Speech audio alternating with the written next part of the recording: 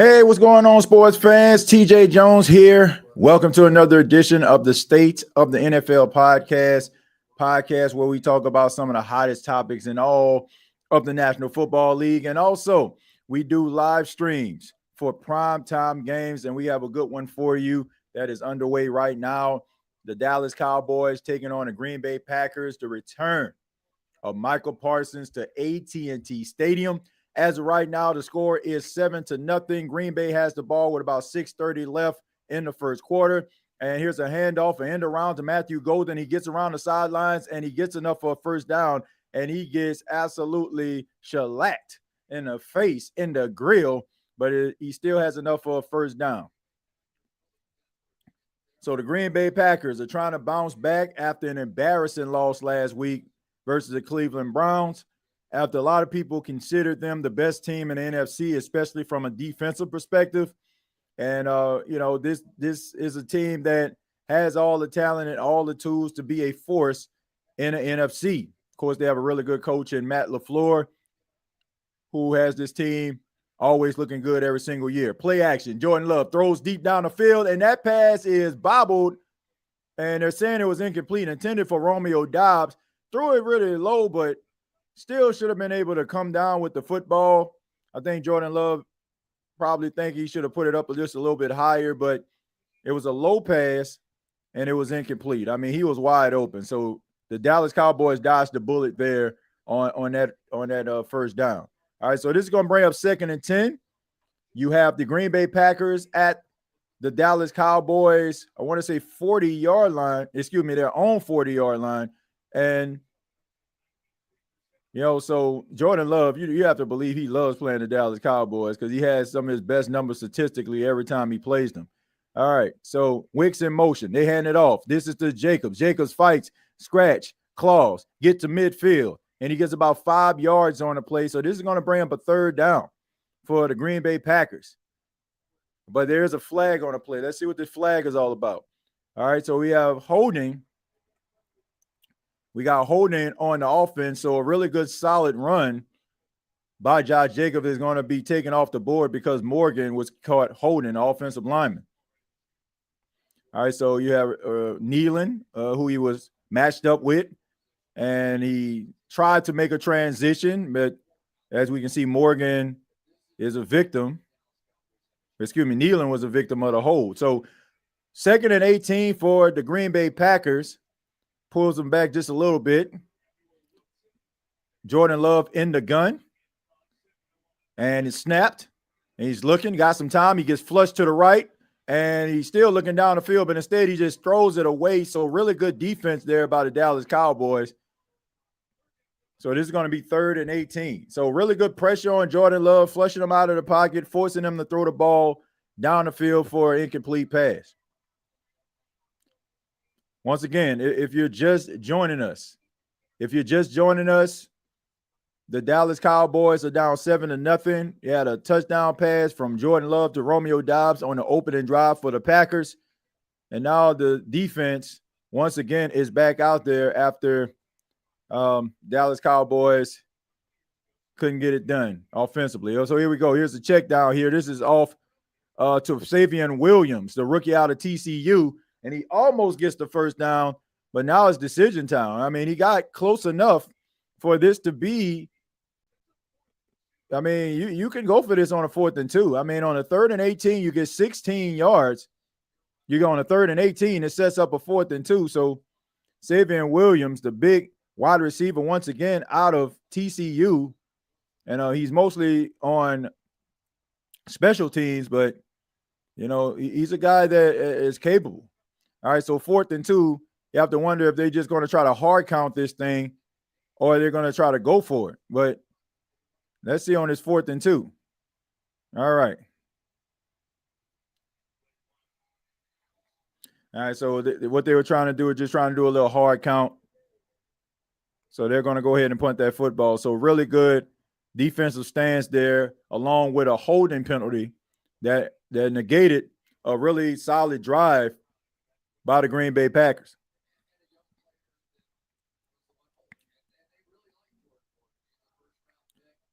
All right, so looking at these Dallas Cowboys, they're going to have to find a way to beat.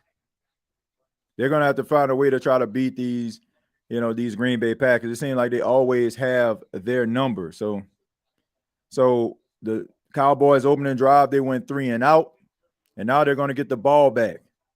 So if you're the Dallas Cowboys, you got to find a way to get something. Kevontae Turpin here signals a fair catch, catches the ball at about the 11-yard line. So out comes Dak Prescott again after a 3 and out and trying to get his offense to go to work as they're down 7-0 to the Green Bay Packers. And thank you all for being here. Really do appreciate it. This is the State of the NFL's live Sunday Night Football watch along. We do this every single week for primetime games, Monday night, Thursday night, and Sunday night. So if you're into sports talk, if you're into live streams, watch alongs, we're here for you. And we try to provide some commentary in the process, as well as answer your questions about your favorite team or just NFL headlines. All right. We had some big time matchups on today. Let's see. Let's look at the scoreboard here. The Kansas City Chiefs beating the Baltimore Ravens pretty handedly here, 37-20. And that's pretty much of a shocker because Kansas City, who was off to a very rough start in Baltimore, has been one of those teams that been having issues closing, but still have been a really good team. So Baltimore is on a 2-game losing streak, very uncharted territory. All right, then you have the Chicago Bears on a 2-game winning streak. They just squeak out a victory against the Raiders, 25-24. You got the Seattle Seahawks, of course. That was a Thursday night game. Last 4 minutes of that game made it very interesting. They knock off the Arizona Cardinals 23-20. You had a game that was in Ireland early this morning. The Pittsburgh Steelers knocking off the Minnesota Vikings 24-21. The Giants get their first win of the season in a shocker, knocking off the Los Angeles Chargers. You got the Houston Texans finally getting in a win column. They knock off the Tennessee Titans 26-0. The Atlanta Falcons get the victory over the Washington Commanders 34-27. Jaden Daniels did not play in that game. Marcus Mariota was the starter. The Saints lose to the Buffalo Bills 31-19. The Tampa Bay Buccaneers fall to the Philadelphia Eagles 31-25. The Detroit Lions all over the Cleveland Browns 34-10. The New England Patriots smacking around the Carolina Panthers 42-13. And you got the 49ers suffering their first loss of the season versus the Jacksonville Jaguars 26-21. And this game was interesting. Thought that the Rams might end up suffering a loss, but instead they end up beating the Indianapolis Colts 27-20. And there's some Monday Night Football games that are going to be happening on tomorrow. The Jets taking on the Miami Dolphins in AFC East play, and the Bengals are taking on the AFC West team, the Denver Broncos. All right, so 1st and 10. And that's a pass off. That's to Jake Ferguson. And that is about 4 or 5 yards on the play. So a rollout by Dak Prescott getting outside the pocket there.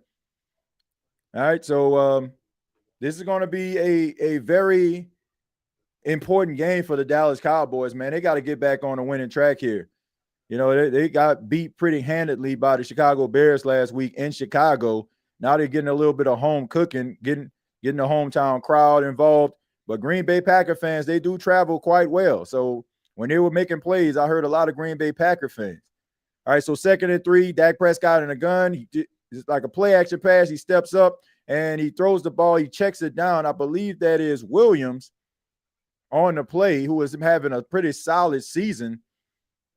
All right, so we take a look at Micah Parsons. I'm pretty sure they're going to be highlighting him all night, going up against Tyler Guyton. He was able to get around the corner, almost got to Dak Prescott, and you better believe that he wants to win this football game in a major way, as well as sack Dak Prescott. So they're going to try to find ways to try to make sure Michael Parsons gets to him. Okay, so here we go. Here's a handoff. This is to Javonte Williams here. And he barrels forward, gets about 2 or 3 yards on the play. So this is a 2nd down. So the Dallas Cowboys are going to have to get this drive going. You know, the game isn't out of hand. I mean, the Green Bay Packers were able to score on that opening drive, but you still have plenty of time to be able to make this game interesting, sustain this drive. We see Dak Prescott completed 71% of his passes. And that's pretty impressive there.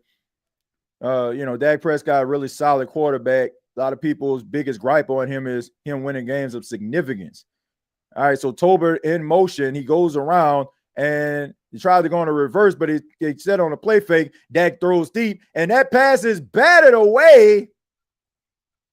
And Nixon, who is having an incredible season and has been the guy that stepped up since Jair Alexander is no longer with the team, he has emerged as that number one guy. All right, so that is a tough matchup going up against a speedster like Kevontae Turpin, but he's able to get that big paw out there and bat the ball away for an incomplete pass. All right, so we look at CeeDee Lamb, who is not playing in this game. He's dealt with an ankle injury last week and has had a little bit of the yips when it comes to catching passes as well. All right, so we got Williams in motion. He picks up the block. That pass is caught, and that is to Ferguson, but he does not have the first down. That's going to bring up fourth down, so you would think that the Dallas Cowboys are going to elect to punt. I don't think you need to stay out there if you're at the 30-yard line, but hey, wait a minute. Brian Schottenheimer is looking like they're going to go for it. I mean, this is a gamble right here. If you don't get this, you give the Green Bay Packers excellent field position. So I'm wondering if this is going to be a hard count, but it doesn't look like it. It's like they're going to try to go for this, or maybe not. All right, so the Green Bay Packers call the timeout there, and it also gives the Dallas Cowboys an opportunity to see if this is exactly what they want, because if you don't get this, you can find yourself down by 2 scores, regardless if they kick a field goal or not. Shouts out to everybody in the chat right now. Shouts out to everybody watching this, no matter where you are. Jackson Dart is coming. Not concerned about that. How much would Micah have helped the Saints if they would have been in the market for him? It would have helped them out tremendously. I mean, Micah Parsons is one of the best pass rusher in football. But, of course, the Green Bay Packers pretty much paid a king's ransom for him. But if he can pay dividends for him, I don't think nobody cares. But 4th and 1, Ferguson in motion. And look like Dak Prescott is trying to adjust the play there. Look like what they're trying to do. I'm wondering if they're actually going to snap this ball, or are they going to just get a delay of game penalty? Nobody is buying it. Nobody is selling it. So more than likely, this is going to be a punt. I don't understand the angle of this. But I guess if you get a 5-yard penalty, push back 5 yards, gives you a better chance of getting some, kicking this ball in field, I guess. I don't know. I don't understand it. Maybe y'all can make sense out of that for me. TJ, you think we beat the Giants? Do I think the New Orleans Saints can beat the Giants? I think they're capable of beating them, and if the New Orleans Saints play like they did against Buffalo, I think they'll have a chance. If we lose next week, you think Rattler gets benched? I think probably after that Patriot game. I think after that Patriots game, they probably going to they're probably going to end up like maybe making a move. But I mean, we'll see. We'll see, man. They won't snap it. Nah, they weren't gonna snap it. Is Olave getting too much of a pass for his ish play? Not for me. Not. I think Chris Olave is capable of great things. I just don't think he's a number one receiver. I don't think you can get some number one receiver play from him. But there's a few topics that I want to talk about throughout the night, and feel free to put your questions, your comments about your favorite NFL team inside of the comments. And I just encourage you to subscribe to the State of the NFL podcast channel. I'm going to go ahead and take a moment to put that link inside of the comments, so those that are not subscribed to the channel can indeed be. I know there are a lot of individuals that check out this on other streaming platforms that are open, but we do these live talks here on the State of the NFL. I live stream across different platforms, but if you want to get different videos, different topics pertaining to NFL teams, feel free to subscribe to the State of the NFL. But I do want to talk about the Cleveland Browns. The Cleveland Browns had a shocking victory over the Green Bay Packers last week, 13-10, and that's exactly how many points they scored today against the Detroit Lions. They lost 34-10. And in my opinion, I feel like the Detroit Lions are a better football team with Morton as well as Calvin Shepard as their defensive coordinator. It seemed like they've taken a step forward defensively with Calvin Shepard as their defensive coordinator, and it seemed like Johnny Morton, is coming into his own as an offensive coordinator. But when I look at the Cleveland Browns, you look at Joe Flacco, who they elected to be the starting quarterback. Let's look at his stats. He was 16-34, 184 yards, 0 touchdowns, 2 interceptions, sacked 3 times, a QBR of 12. You got 2 young quarterbacks in Dillon Gabriel as well as Shadur Sanders, who I'm pretty sure most of you already seen that Shadur Sanders talked to the media for the Cleveland Browns this week, saying that he feels like he can play the quarterback position better than some of the quarterbacks that he's seen in the league. And I'm going to be honest, I haven't really seen a lot of stellar quarterback play, maybe from a handful of guys. But look, I don't know what people expect for Shadur Sanders to say, or do they expect for him to say, oh, man, this dude better than me. That guy's better than me. This is a quarterback who is extremely confident. And if Joe Flacco plays the way that he is right now, like, shoot, I can understand why Shadur Sanders is saying that. But 1st and 10, here's a play fake, and they check it down, and this is to, all right, you got a big convoy down the field, and I believe that's Wilson. So Wilson, instead of Josh Jacobs, actually, that was a really good play right there. So what we see is we see Williams in motion. Everybody's eyes looking, expecting for him to do, take that end around, but instead they pass it off to the running back. I like that play right there. Might be something I do for the flag football team. I think that we need to implement that play. It was a really good end around. Instead, you throw it to the other guy when everybody just think that the ball is going end around. All right, so Wicks is in motion. You got Jordan Love in the gun. Wilson in the backfield. And they hand it off to Wilson. Wilson barrels forward. He's the bigger of the 2 backs that Green Bay has.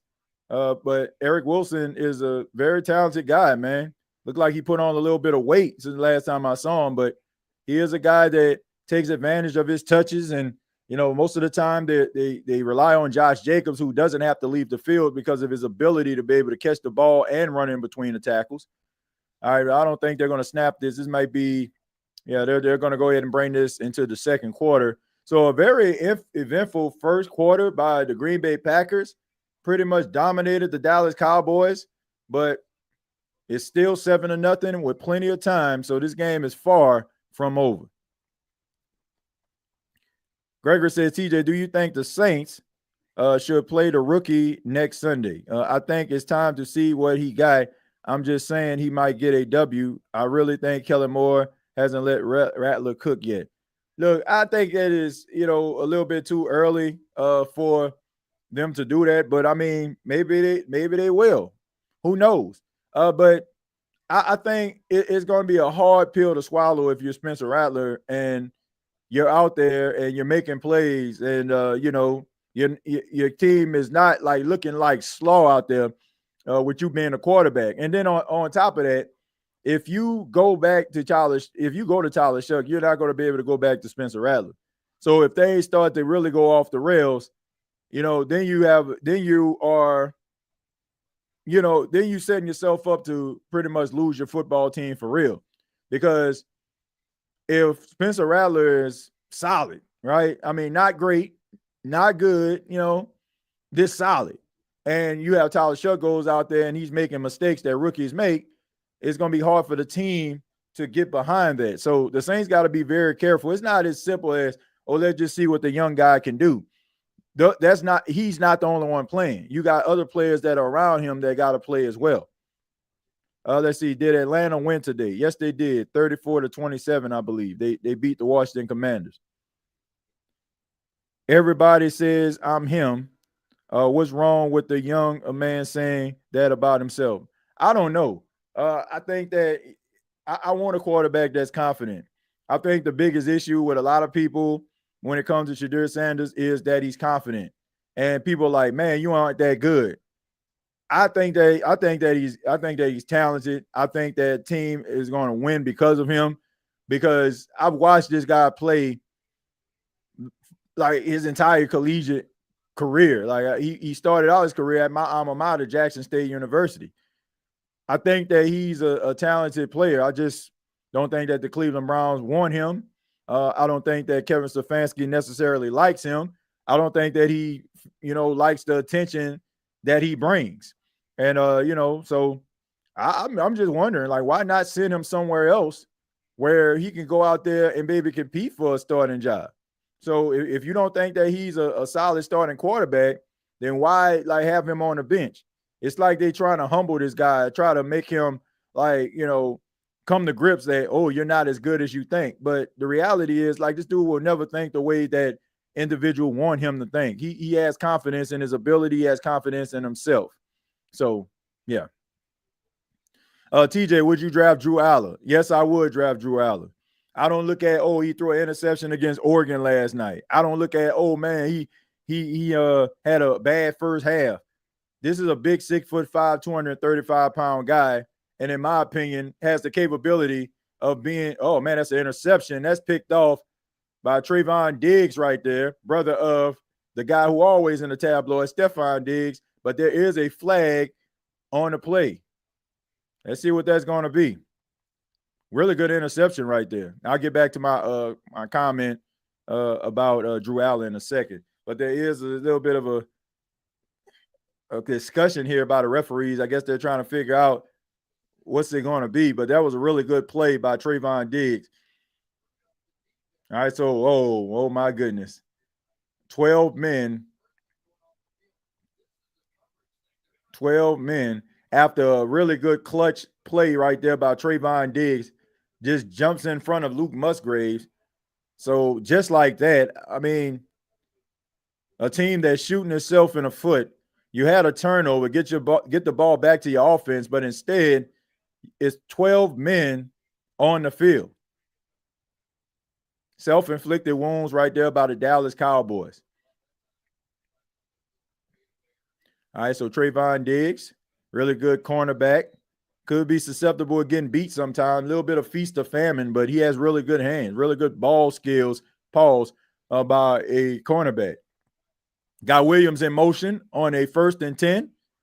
All right, so here we go. Wilson in the backfield. They send an end around by Savion Williams, and that goes absolutely nowhere. He gets back to the line of scrimmage, maybe got a yard on a play, but that's about it. And I'm seeing Wilson quite a bit in this game. I'm wondering the status of Josh Jacobs now. I've seen Wilson last drive, the running back. I haven't seen Josh Jacobs. Let's see if Josh Jacobs can be in this game, or maybe there's something going on because I haven't seen him. And as we see Brett Favre on the sideline. Brett Favre, man, all-time great Packer. All right, so here we go. Here's the throw, and that pass is caught. That was Luke Musgrave. Luke Musgrave was the guy that everybody thought would be doing what Tucker Kraft is doing as a tight end, but Luke Musgrave had dealt with some injuries, and I feel like it really stunned his growth and development as a tight end, but nonetheless, he's still capable of making plays like he just did. So 3rd and 2 for the Green Bay Packers as they slowly matriculate the ball down the field. Jordan Love trying to convert this 3rd down, trying to keep the pressure on the Dallas Cowboys and keep the crowd out of the game. Wicks in motion. Jordan Love in a gun, and they do a delayed handoff here to Josh Jacobs, who finally came back into the game, able to make somebody miss and get enough for the 1st down on a 3rd and 2. I mean, so just a whiff on a blitz right there. Kenneth Murray was right there in the center. I mean, he read the right read, but really good credit right there to the offensive lineman, able to pick it up at the very last minute. And Josh Jacobs was just able to squeak through. All he needs is a little crease to be able to get that 1st down. So 8 first downs right now to the Dallas Cowboys 1, and the clock continues to tick as we're at the 12-minute mark in the second quarter of this game. And okay, Jordan Love in the gun looking. He rolls to his left and he completes a pass, and that's to Tucker Kraft. But there's a flag on the play. You're wondering, is this going to be a holding penalty on the offensive line? So penalties have been the name of the game for both teams so far. All right, so we have another holding penalty on the offensive lineman. This is on Kennard going up against the defensive lineman for the Dallas Cowboys. And he tried to, just was not going to get there. Williams is like, man, where the flag at? And justifiably so. I mean, sometimes you got to live to fight another day. Don't want anybody to hurt your quarterback or make him, get hit. So sometimes you're going to take that. All right, so here we go. Golden in motion. And he looks and he checks it down here. And Chris Brooks tried to get upfield, but there's nowhere for him to go. Absolutely nowhere for him to go. So really good defensive stand so far by the Dallas Cowboys. So Mozzie Smith, man, this is a guy that the Cowboys are looking to possibly step up, make some plays. They drafted him in the first round a couple of years ago, and he's a guy that they're counting on. So the offensive line of the Green Bay Packers, these are big physical guys. They open up lanes for Josh Jacobs. They take a lot of pride in creating a clean pocket for Jordan Love. So you got a two running backs in the backfield here.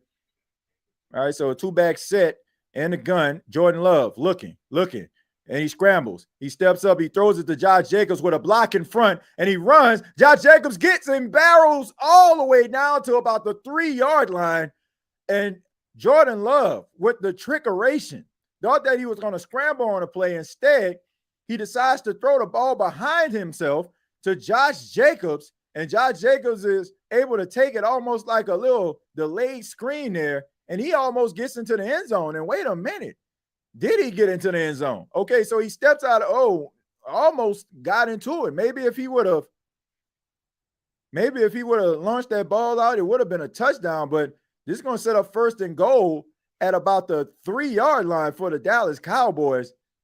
And let's see if they can cash this thing in. Jordan Love under center. And a play fake. A quick slant off to Romeo. Oh, Romeo with his 2nd touchdown of the night. Where for Arthur Romeo, he's in the end zone for his 2nd time tonight, ladies and gentlemen. So if you got Romeo Dive on your fantasy right now, you're eating, my friend. You're eating. Really good quick slant right there. Able to find Romeo Dobbs. My goodness. And self-inflicted wounds once again, because you got to remember that, and there's a block punt. And wait a minute. He's taking it down the sidelines to the 30. To the 20, to the 10, and the Dallas Cowboys have 2 points.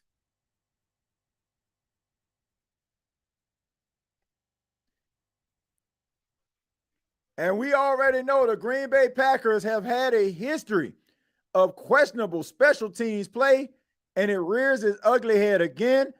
McManus blocked. Ball picked up. And Bell just takes it to the house. So, not a touchdown, but still, it can shift momentum. One of the most exciting plays in football is a block punt return for a touchdown, ladies and gentlemen, or like a special teams play. It's one of the most exciting plays in football. The Cowboys are the one team that I truly hate. I think a lot of people have like disdain for the Cowboys. Man, when the Falcons ever learned, they almost lost, and plus it was Marcus Mariota. They don't care. They don't care. They'll take it any way they want. But hey, man, they won, so you got to take advantage of those opportunities. Okay, we lose. How can they laugh? We beat them week 1. Look, man. Tampa Tampa lost to Philadelphia Eagles. Philadelphia one of the best team, if not the best team in the NFC. And what they only lost by, what was it, 6 points? They only lost by like 6 points. So, how can they laugh when they got butt whooped by the Panthers 30-0? And the Panthers got mud walked, mud stomped by the Patriots today. Patriots put up what, 42 points on? You got it wrong with Marcus Williams, Von Bell, Trey Hendrickson, Zach Bond, and even Michael Thomas. If they don't develop around Spencer, I think you get it wrong with him too. I think that the New Orleans Saints can't develop players. I think that they're bad at developing players, and that's just been an issue. When those players leave and go somewhere else, then all of a sudden they find prosperity. That's when they start like winning football games. That's when they start like living up to their potential. So, yeah. Who has the worst defense, Ravens or the Cowboys? I'm gonna say the Cowboys. I'm gonna say the Cowboys, which is crazy when you talk about the Ravens having a bad defense. Like that seemed like that's like that seems like that's an oxymoron or something. Like, how can I don't know, man. It's just, they just synonymous. It's just synonymous with good defense. They always have been. It's crazy not for them to be giving up chunk plays and making mistakes. You know how the Falcons go on Tuesday. I'm just getting prepared. Roundtable Sports. Yeah, you already know. I mean, especially they're the only team in the division that won this today. The Buccaneers lost, Saints lost, Panthers lost. So you know they're going to be talking. Devontae Turpin tries to get down the field, but he's tackled right before he gets to the 30-yard line there. So there's a flag on the play. Got to believe that this is going to be on a return team. Most of the time it is. You rarely ever see a special teams play that gets a flag that doesn't involve the return team. So let's see what this is all about. Bucks team not healthy today. Yeah, I mean, but the thing about it is they've not been healthy all season, but they found ways to win. I just think that they went up against a really talented Eagles team. I don't think that's an indictment on how their season has been, but yeah, man. I mean, the Eagles are a good football team. All right, they're still trying to figure this thing out. Come on, man. We need to get back to football. Where is Mason Tipton? He actually played in the Saints game today against Buffalo. Yep. Yeah, like I said, most flags that you see on special teams are always going to be by the return team. Drew Aller, the next Josh Allen. That's who I see. Like that's who I see. Like when I'm talking about his upside. Like he's like 6'5", like 230 pounds, and he's a guy that has a really good arm. And look, man, I know that people are like, man, I'm out on him, but he has the talent. And if you go to a right situation, I think that he can be a really good quarterback. So, yeah, I like Drew Aller. I think that sometimes with our emotions about quarterbacks and we start looking at these games and, he threw an interception. I don't want him. Like, quarterbacks are going to throw interceptions. They're going to make mistakes. Nobody is perfect. But you want to see if that player can actually develop. Because what we see from Josh Allen right now, as we see, is who is that? Miles Sanders tries to take the ball and gets a few yards on the play. But we see these quarterbacks, like, man, they're going to make mistakes. You can't just sit up here and just think that is going to be, an indictment on them. And that's going to be the way that they're going to play the quarterback position. Because once again, Josh Allen was not who he was when he first came to the league. He was a guy that just threw the ball far, had a 60-yard bomb down the field, and was real fast and be jumping over guys' head. He developed into a really good quarterback. So we do have a holding penalty. It looks like the umpire is saying it's going to be a holding, but let's see who is it going to be. I mean, I understand about keeping the game clean, but it's way too many. There's way too many flags in this game, man. They gotta let them play. Gotta let them play.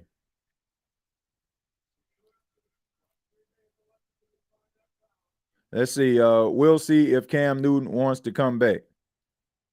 Cam Newton. I don't think Cam Newton coming back. Why get Devon Vele if you're throwing jump balls to Sheedy and the number 2 wide receiver, Chris Olave? Yeah, I said it. Yeah. I mean, look, I already said it. I'm not going to keep on beating up on Chris Olave. I think that he's talented. For number one, I think that he's dealing with a lot of things like psychologically. And number two, I just think that, in the process, he's lost his confidence. Oh, man, he's wide open. And Turpin tries to get up the field, but there is a flag on a play. And you have to wonder what this is going to be all about. So let's see what this is going to be. Is this going to be offensive pass interference? Or is it going to be on a defense? Let's see what they're going to call here. But it seemed like after every play, there's a flag. I mean, look like I'm watching an HBCU football game or something. Oh, so illegal formation on the offense of the Dallas Cowboys. All right, so self-inflicted wounds again by the Dallas Cowboys. I mean, Thomas, part of that illegal formation, and the Dallas Cowboys, I mean, every time they make a big play, seems like it's negated by just some boneheaded type stuff. I mean, you had an interception by Trayvon Diggs. You had a big time pass right there, which should have been a flag right there for roughing the passer. I mean, I think that they're playing football, but at the end of the day, we all know how they call penalties when it comes to the quarterback. All right, so Micah Parsons is in the game rushing the passer. Instead, they give a delayed handoff to their fullback here, gets him a little bit of work. But, of course, he didn't get the first down, so that's going to bring up fourth down. So I'm pretty sure the Dallas Cowboys realized that drive was a disaster. So they just tried to get a little bit of yards so we can make this punt, not as dangerous as it would be if we were trying to kick it out of the end zone. I was actually proud that we didn't have that many penalties. Let's see. Arch is too much hype. He's staying. He's not playing good. Yeah, man. I mean, look, they beat Sam Houston. Like, whoop-de-doo. Like, you're the Texas Longhorns. Of course you're supposed to beat Sam Houston. Of course you're supposed to goose egg them. And, those 4 touchdowns mean absolutely nothing. I think their next game they're playing against the Florida Gators. And, boy, Matthew Golden, welcome to the NFL, my friend. And all of a sudden, here comes a fight. But there's nothing to fight about because your boy got rocked. I mean, Matthew Golden, man, this is not, speaking of Texas, this is not the University of Texas. I mean, dude. Like, come on, man. What do you think this is?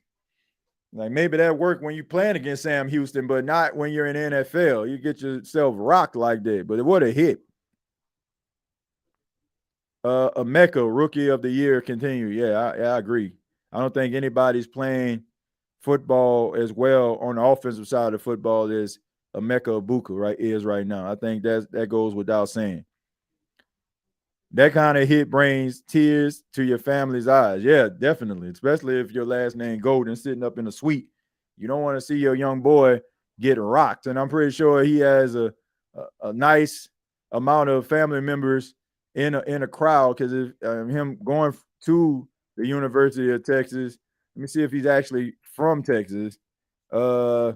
Yes, he is. He's from Houston, Texas. So I'm pretty sure they took that drive to watch him play.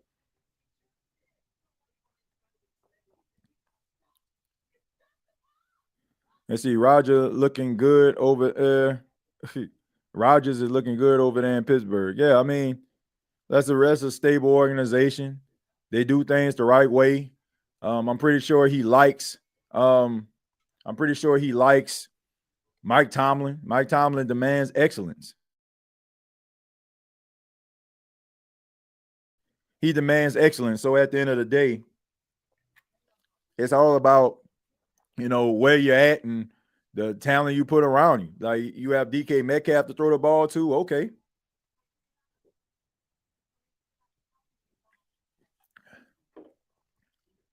All right. I'm drinking my sparkling water. I didn't want to drink it on camera because, of course, I'm behind a green screen. So when I put it up there, the can is green. So, But anyway, yeah, man. I mean, A lot of talent, a lot of talented young players in the league right now. I went 6-7 so far. We need to trade for some O-line players. I don't know, man. I thought the offensive line played pretty well today for the Saints. I mean, of course, Cesar Ruiz was struggling until he went out and Torricelli Simpkins came in. I thought the young man did better than what he did in Seattle when he was playing left guard. I mean, when you're next to Eric McCoy on the right side and you got Tallahassee back playing along with you, now you just all I got to do is just push this guy back. I thought Torricelli Simpkins played pretty well, and I hate that Cesar Ruiz got hurt, but I don't think any Saints fan is just sitting up there like, dang, man, what we going to do without Cesar Ruiz? Dude is terrible. Not a good offensive lineman, and has been a liability on the offensive line for the last 2 seasons at least. All right, so I don't know, man. Well, that first pass that they just showed Jordan Love, that had to be like bad coverage or something like that, or somebody ran the wrong route. Because you don't necessarily see 2 wide receivers right next to each other. And that could have been disastrous because both of those guys could have went up for the football at the same time. Delayed handoff, he throws it to Matthew Golden, and Matthew Golden, what the hell are you doing, dude? This is not the University of Texas once again. Get your tail up the field, dude.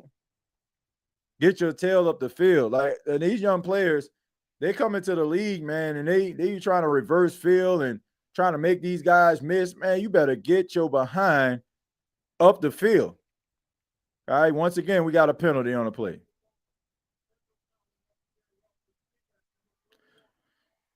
That is always the true recipe of a terrible and very bad football team. Undisciplined play, unnecessary roughness, not playing after the whistle instead of trying to do it before the whistle. I mean, you have this guy dead to rights. I mean, you're going to lose yards. You lost about 6 or 7 yards on the play, but instead you want to go ahead and give a guy something extra.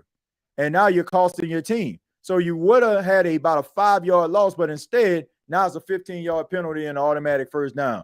If you're the Dallas Cowboys, you have got to play more discipline. The Green Bay Packers are already a good team as is. You don't need to give them something. All right, so here we go. All right, so we're checking. Okay, so he runs down the field, and it didn't end up being the way that they thought. But I like the play call. I like the play call right there.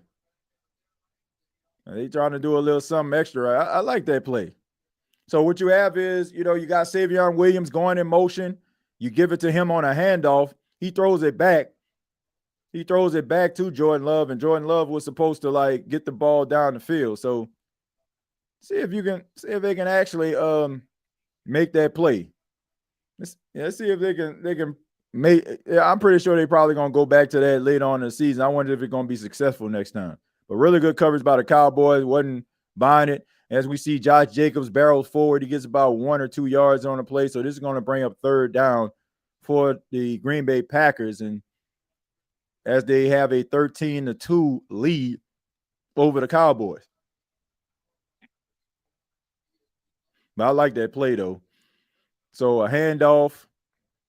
And then when you get a handoff, you throw the ball to the quarterback. Quarterback throws the ball down the field. I like that play. All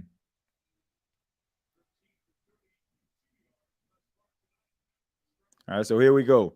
Jordan Love looking, and he throws the ball deep down the field, and nobody's there. He tried to get it to Wicks, but that is going to be an incompletion. That's going to bring up fourth down, and the Green Bay Packers are going to have to punt. But wait a minute, there's an injury. And Malik Hooker, the safety for the Dallas Cowboys, looked like he's in pain, man. He can't even put any pressure on his leg there. So he's getting some help from the medical team there. Hopefully everything is okay with him. All right, so they're going to punt the ball back. You got Kevontae Turpin back to return the punt on a 4th and 5. So really good defensive stand by the Dallas Cowboys after that boneheaded unnecessary roughness penalty. They're able to weather the storm and get Green Bay off the field. All right, so here's the punt. And that ball is bouncing, and it's up in the air, and really good special teams play right there. being able to down the ball inside of the 5-yard line. So really good work there by the special teams unit. Definitely needed that type of motivation and inspiration and type of play in order for you to go back out there after that debacle on special teams that gave the Dallas Cowboys their first couple points of the game. Drew Aller, Dante Moore, and John Mateer are great. Is guy I would go after maybe Sellers. So look, let's talk a little bit about some of those guys. All right, let's talk a little bit about them. All right, and I'm pretty sure a lot of sports fans probably are looking at quarterbacks, like Mateer and Dante Moore. Look, I like Dante Moore's poise. His poise kind of resembles Jaden Daniels to me. Like he's never too high, never too low. The moment never looks too big for him. I just like his confidence. I think he's a gamer. He has really good arm talent. So I think that he's a solid quarterback. I like his composure. I think that you can, in the right situation, he can hit the ground running right away if you put some things around him. Mateer, I think that he's a guy that is a warrior. He's a tough guy. He's a guy that's never going to quit. He can make some really good throws. And, I think that he'll probably be a really solid quarterback in the league. And Drew Aller, even though I feel like he is not a finished product, I think that if he goes to the right situation, he can be a solid quarterback in the NFL too. He has the size. He has the arm talent. You just have to go to a team that can actually put you in the right position to succeed. He's a guy, man, that, he's hard to bring down. He can scramble a little bit. He's not the fastest quarterback in the world, but I do feel like, he has that upside and that ability to be able to be a successful quarterback in the NFL. TJ, I remember the days of great special teams play. Don't we all? Don't we all? Don't we all? But these days, the special teams play has been awful, and not just for just the Saints or the Green Bay Packers. Like it has been pretty rough across the board for a lot of teams. They've had bad special teams play, missed field goals, missed opportunities. Guys, repeat after me. Garrett Nussmeier is not a good quarterback.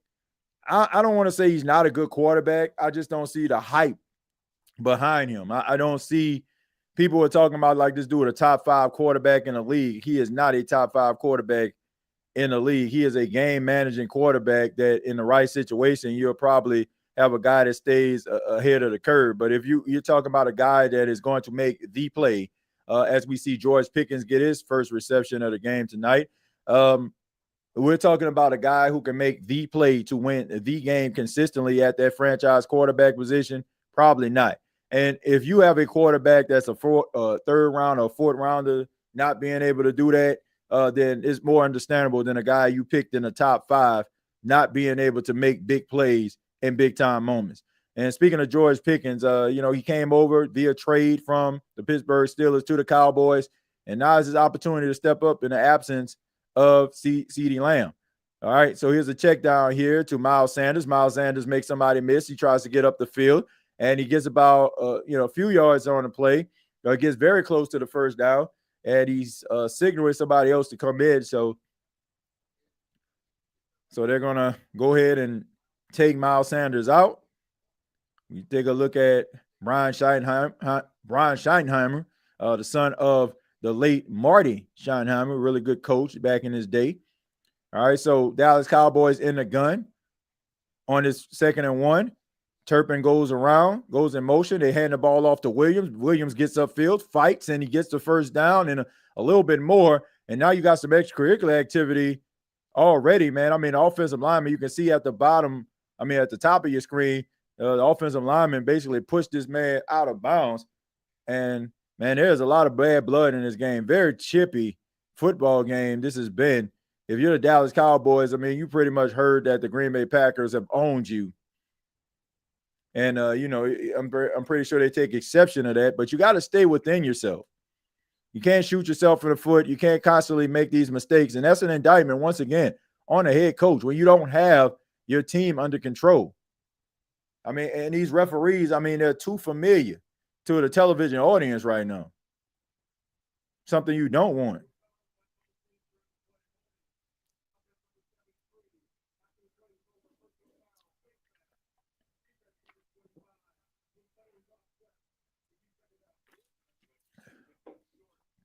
So right now, that's like a way of saying, okay, now guys, okay, all right, we'll let us a little bit slide, but okay, let's get it together.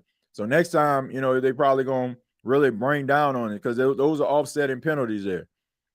All right, so Micah Parsons has been relatively quiet tonight. As we look at the 2nd and 1, Turpin in motion, and they hand it off, and Williams able to slice through 2 defenders that were able to get to the backfield, but there's nothing there. So let's take a look. Micah Parsons has Tyler Guyton. I mean, the one thing about the Dallas Cowboys, we already know. Like, they know how to neutralize Micah Parsons. I mean, they know everything about him. They drafted him. And I'm pretty sure all those practices, they had plenty of time and footage to be able to know how to neutralize number 1. But you can tell he's motivated. And there's a check down there, and he tries to give it to Williams, and Williams spins forward past the line of scrimmage, gets about 3 yards on the play. So it's going to bring up 2nd down for the Dallas Cowboys. And we're about 3:20 left in the 2nd quarter, and the Dallas Cowboys are on the move. And it's about that time for the Cowboys to try to get into the end zone. So Javonte Williams coming over from the Denver Broncos, has some injuries throughout his career and has really played well for the Cowboys this season. All right, so Micah Parsons on the field on a 2nd and 8. Once again, they're going to be highlighting this matchup all night. All right, Micah Parsons almost gets forward, and he checks it down, and he almost gets there, but instead, you get yourself a 1st down by the tight end. So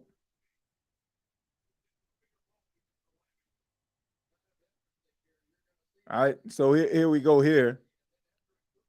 All right, so it looked like Dak Prescott was actually going to get sacked, but instead, he was able to check it down to about his 3rd read, and really good play. So you got Tolbert in motion, and it's a play action. Dak looking, he checks it down to Miles Sanders, got a little bit of a convoy up front, and he's able to make someone miss, and he gets down the field, and he's very close to the 1st down.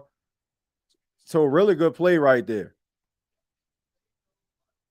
So, okay, so we have a injured Green Bay Packer on the field right now, and that's Wyatt. So yeah, if he's hurt, man, that's really huge for them. They really count on this guy to make plays on the defensive side of football. Lamar Jackson is also hurt, will probably miss a couple of weeks. Yeah, that's unfortunate right there. Him being out. I mean, but man, this is a huge blow this year. You got Joe Burrow gonna be out for a while. Brock Purdy just came back. And then you got Jaden Daniels. He's hurt. Lamar Jackson now is hurt. So you hate to see that kind of stuff, man. You hate to hear about guys like Lamar Jackson, because I mean they're so important to the NFL when it comes to them being out there and available. That's what people want to see. But he ends up getting hurt. Cooper Rush comes into the game. Let's take a look, man. Let's see what the reports are saying about Lamar Jackson, who dealt with the injury. But let's see what this is all about. All right. So Lamar Jackson, he leaves the game with a hamstring injury. This is according to Pro Football Talk. Says a frustrating day for the Ravens quarterback Lamar Jackson appears to have come to an early end. And they said Cooper Rush replaced Jackson after the Ravens fell behind to the Chiefs 30-13 late in the 3rd quarter. The Ravens said that Jackson suffered a hamstring injury and called him questionable to return. Given the score, it seemed more likely than not that Jackson will be out for the rest of the game. He was 5 of 5 for 50 yards and a touchdown on the opening drive of the game, but he went 9 of 15, 97 yards the rest of the way, and the Ravens have not returned to the end zone.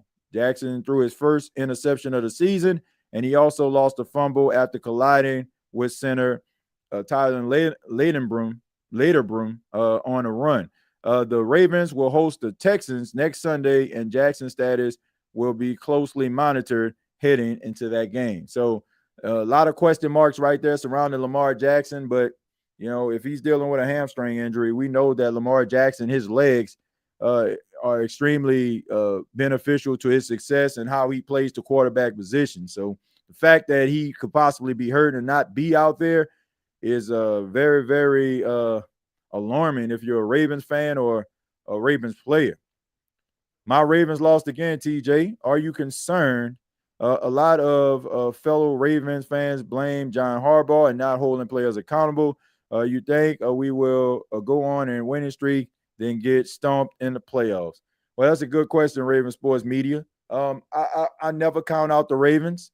I think that right now they're dealing with some things. I think they miss Mike McDaniel without a shadow of a doubt. It seems like something is indeed missing defensively. And offensively, it just seemed like they just weren't all there. They got to figure it out, man. Teams are not just going to walk in and be like, oh, man, we got the Ravens. Oh, man, oh, man, we're going to lose today. The Ravens are going to have to step it up. I'm not blaming John Harbaugh. He's been a head coach for the Ravens for a long time, man, over a decade. And, they just had some growing pains. I don't think a coach just automatically just stop holding guys accountable. I just think that they're in uncharted waters. They're in uncharted territory where people aren't used to seeing the Ravens in this type of situation. So of course you're going to be always looking to who is responsible. But I don't think it's any particular person. The games that they lost, for the exception of this one, they were in the game. It was just a few mishaps. You think about the game versus the Bills. I mean, they were dominating that game.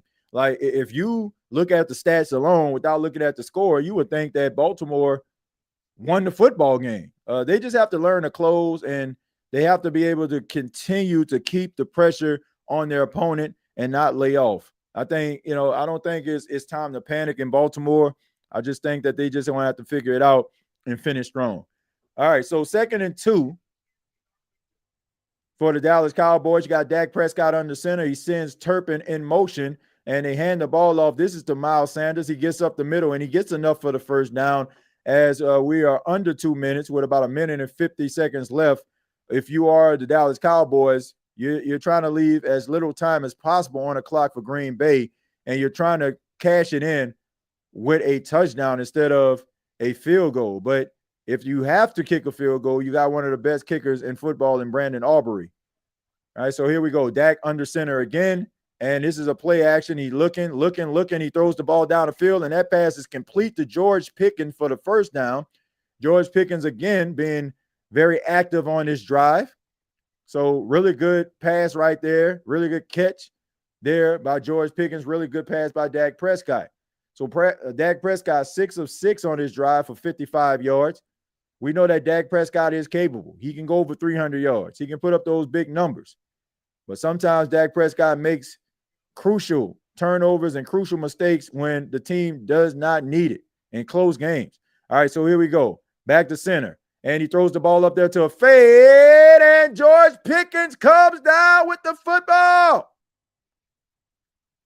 Whoa, what a catch by George Pickens. Double covered. And that is what George Pickens brings to the table. He is the type of guy who has really good body control. And he's able to contort his body. But the question is, did he get 2 feet in bounds? Did that second toe? That's 1 foot. That is 2 feet. That is a catch, ladies and gentlemen. What a catch by George Pickens. And here we go. 1st and goal for the Cowboys. They hand it off to Javonte Williams, and he gets stuffed. Stuffed, crushed right there, ladies and gentlemen. 2nd and goal for the Cowboys. They tried to bring it in, and George Pickens, man, my goodness, double cover right there. How do you come down with that football? And there we go. Really good catch right there. Really good body control. Don't see any bobbling of the football. And that is what George Pickens can bring to the table. He's that guy, man. Every now and then you just see guys that could just come down with the football. Doesn't matter what situation you put him in, he's going to come down with it.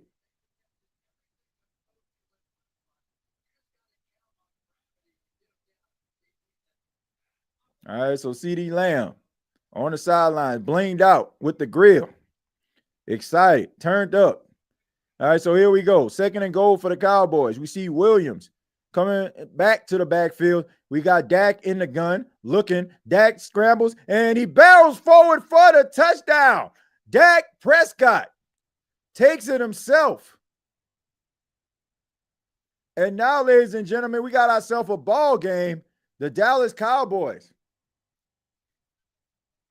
get themselves on the board with their first touchdown of the night. Dak Prescott looks, kind of fakes it a little bit, but when you're like 6'3", 6'4", 240 pounds, it is hard to bring a guy like that down, and Dak Prescott takes it himself, and Brandon Aubrey is out for the extra point. And if his career tells us anything, more than likely this kick will be good. So a 4-point game for the Dallas Cowboys, 13-9, after a clutch catch by George Pickens over 2 defenders. And then you have Dak Prescott sneaking it in. And that is a touchdown, ladies and gentlemen. We got ourselves a ball game. And you're tuned in to the State of the NFL podcast. It is yours truly, TJ Jones. Happy to be with you to give you the Dallas Cowboys and the Green Bay Packers on Sunday Night Football. And if you want to interact throughout the show, all you have to do is put your comments inside of the chat. Doesn't matter if you're a fan of these teams or not. We will gladly take your questions and answer them to the best of our ability. All right.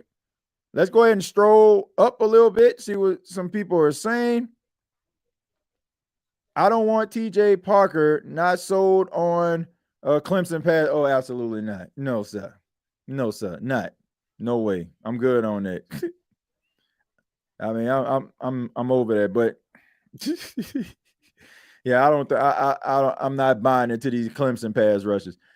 I've never even heard of a bad Ravens defense. What world did I wake up in? Yeah, I've never heard of that. You're right. I've never heard of a bad Ravens defense. Parsons ain't that great. I said that when he was a cowgirl, and I'm going to say it now. Everyone sacked Carr last season except Parsons. Let's see. Hey, TJ, this New Orleans Saints 2025 team, Vince Lombardi or Bill Walsh couldn't win with these yahoos. Yeah, it's pretty bad, man. It's pretty bad down in New Orleans, going 0-4. Man, right now, like one of the worst teams in the game. But, hey, man, if you're a New Orleans Saints fan right now, I got some good news for you. As of right now, if the NFL draft took place on today, the New Orleans Saints would have the number 1 pick in the draft. I mean, because, look, they already lost the game.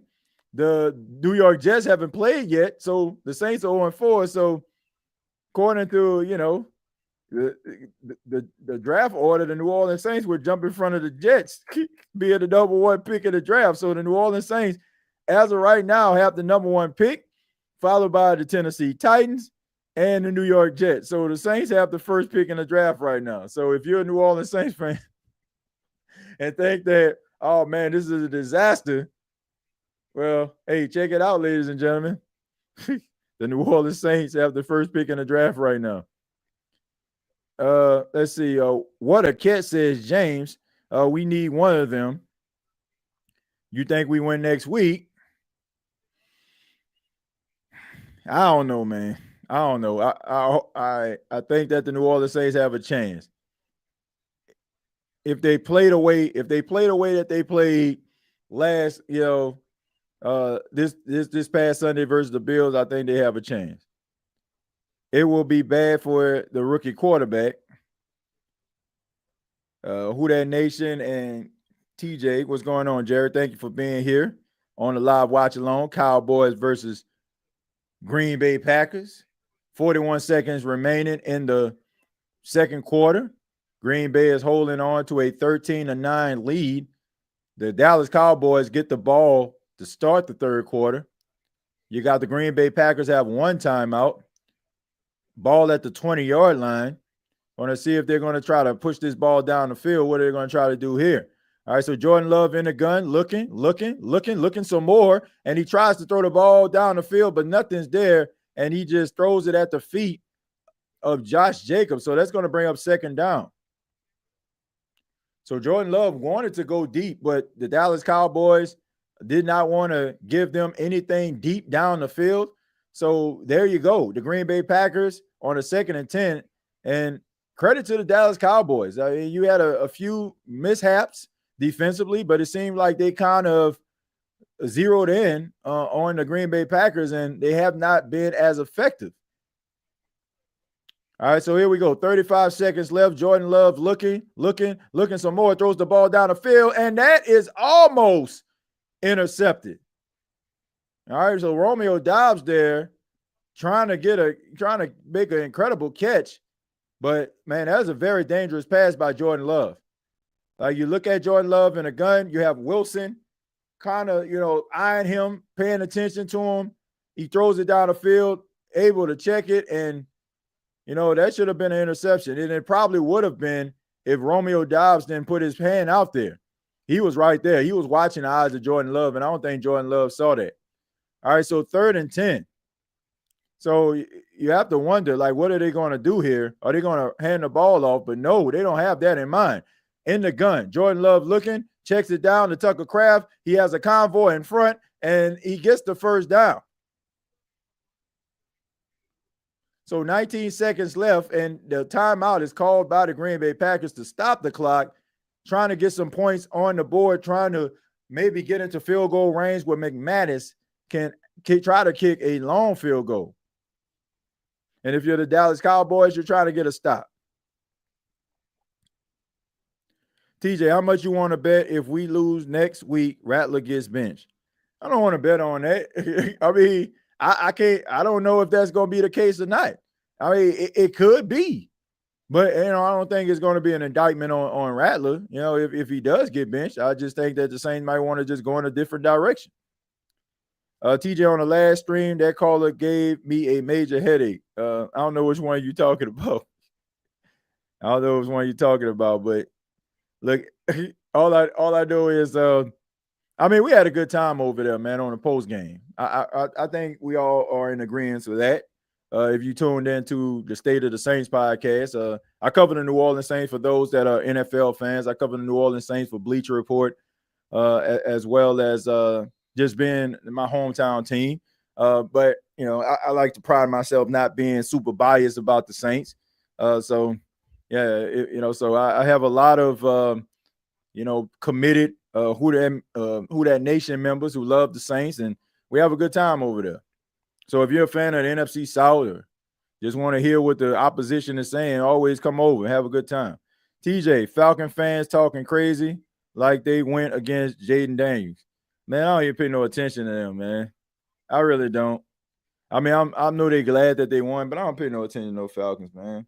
I don't pay no attention to that because they grandstanding hot dog too much. And here we go. It's a loss of the football, and it looked like it's picked up by the Dallas Cowboys. So, whoa, man. So the Dallas Cowboys have a chance to go into the half with the lead. So Jordan Love didn't feel the pressure coming behind him. The ball is stripped, and you got the hat trick. I mean, you got Houston in there, like sack, the strip, and a recovery. So James Houston, I'm going to take a little pride there, former Jackson State Tiger, Jackson State University alum right there, James Houston making plays. I like that kid. All he does is just make plays, man. All right, so here we go. The Dallas Cowboys have a chance of going into the locker room with the lead, or they could be down 1 point. All right, so Dak Prescott looking, and he snaps the ball. in the gun, throws it down the field. Yeah, that pass is caught by George Pickens for the touchdown. What a turn of events. The Green Bay Packers getting stingy, being too cute. Could have ran the ball to try to end the half, but instead, sack, strip, fumble turns into a George Pickens red zone touchdown. And in the last minute and a half, the Dallas Cowboys have come alive versus the Green Bay Packers. And you think Dak Prescott wants this football game? Absolutely. Snap placement kick on the way, and it is good. So how the tables have turned. Matt LaFleur, not his finest hour as a coach. Dallas Cowboys making this thing interesting in the last minute and a half. And they also get an opportunity for a 2-for-1 because they get the ball back at the start of the second half. Wow. What the heck was Matt LaFleur thinking with that play call and that decision making? I already read a couple of these. Dallas got the ball. TJ, are you into nature? I've been watching stuff on shark and dolphins lately. Dolphins are actually way more vicious than sharks. You have to talk to my wife about that one, Josh. Yeah, she's been on that little mammal kick. That, I mean, I won't say I don't watch it. It's just, is it my go-to thing? Probably not. But my wife, she's been like really interested in that type of stuff. I guess, I don't know if I'm the only person that does this. Do y'all put on like history stuff or documentaries or something like that to help you sleep at night? I'm kind of like that. Like I'm like Josh, I'm a real big history buff. Like I was a history major before I changed my major to communications when I was in college. And I'm just real fascinated with history and stuff. So I always fall asleep with like a history documentary or, something that happened in the past. But when it comes to like sharks and all that kind of stuff, that's kind of like my wife thing. Let's see. Hey, TJ, if you can remember, Jim Mora used to say we had a great practice, then go out on Sunday and fall on their face. And Kellen Moore is saying that mess now. I mean, I believe they had a good practice this week. I mean, the way that they played good enough. But, when you go up against a team like the Buffalo Bills, sometimes your best is not good enough. They just find a way to win. So I think they had a good week of practice. I mean, they minimized the mistakes. You didn't really see them shooting themselves in the foot. It was just, it was just an unfortunate circumstance. Like they just went up against a really good football team. Do Vele becomes number one? Does Vele become a number one? Let's ask the bishop. Hell no, to the no, no, no. Hell to the no, hell to the no, to the no, no, no. Yeah, I don't think so, man. I don't think that's happening. Maybe a contributor in your wide receiver room, yes. But number one, no. I don't think that happened. Yeah, I do it sometimes. Me too, TJ. Yeah, man. I that's just what I do. I fall asleep to documentaries and little interesting things, or like some type of, calm music or something like that, or positive affirmations. That's the kind of things I fall asleep to.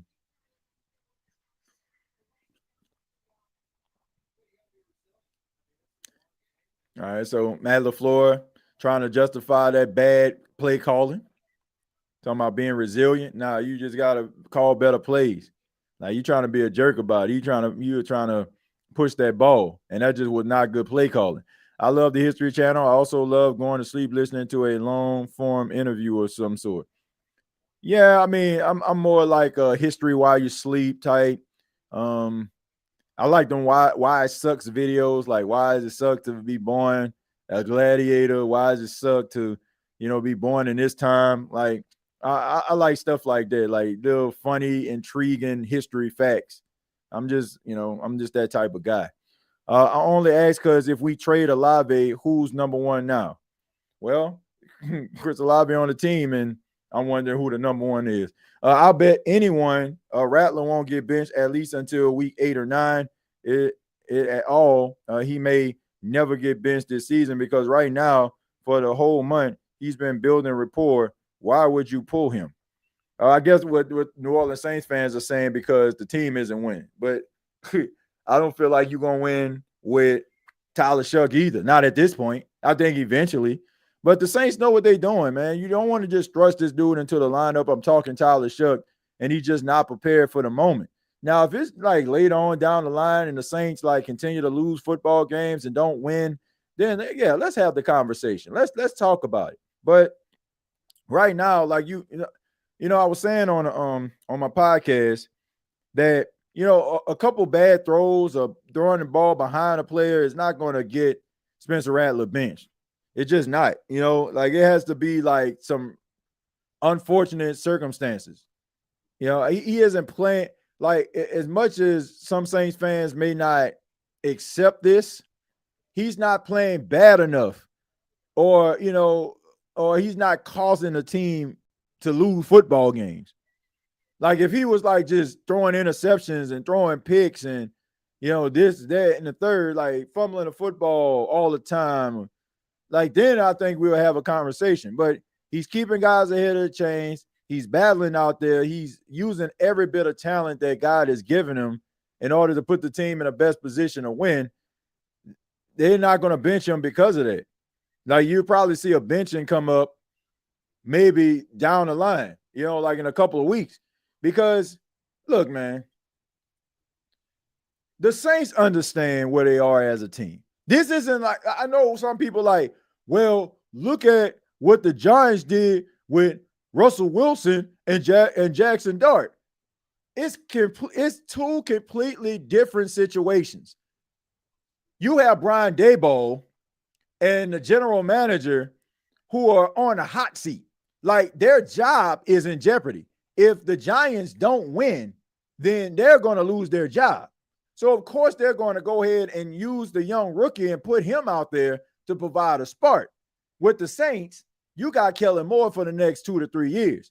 And the Saints understand that this isn't going to be the best season, or they haven't put Kellen Moore in the best situation. So it's different. So with that, you can go out there and prolong this process because nobody in the organization is judging you based on the 2025 New Orleans Saints team. That's just not happening. That is just not happening. They are not judging him based on it. It's completely different. So because of that, he can go out there with Spencer Rattler every single week. He can go out there and put Spencer Rattler out there, and it won't be an indictment of him as a coach because the Saints organization understands that the guy came in with questionable salary cap, with aging players, and you have to get younger and try to turn around his roster. So as long as that's possible and that's going on, you're going to have the organization having a lot of grace and patience with Kellen Moore. I don't think they're going to be judging Kellen Moore until next year. Like, that's when I feel like they're really going to be like evaluating him. You risk Rattler's development by starting Tyler mid-season. Only way he gets in if Rattler is injured, or if the season just completely goes off the rails. Look at Rattler's stats, similar to Lamar Jackson, only threw 1 or 2 interceptions.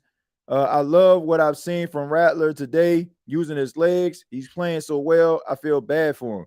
Yeah, I think that he's playing well enough for the team to win. The problem is, I don't think they have enough talent on the offensive side of football. Like, too much close-knit type stuff. Like, it has to be, like, he has to put it like right on the numbers for these guys to catch. Like, we just seen George Pickens catch a pass, an unbelievable catch over 2 defenders. Who on the Saints team do you look at right now that can do something like that? Like, Spencer Rattler just throw the ball up there and you just think one of these receivers is going to come down with it. Which one?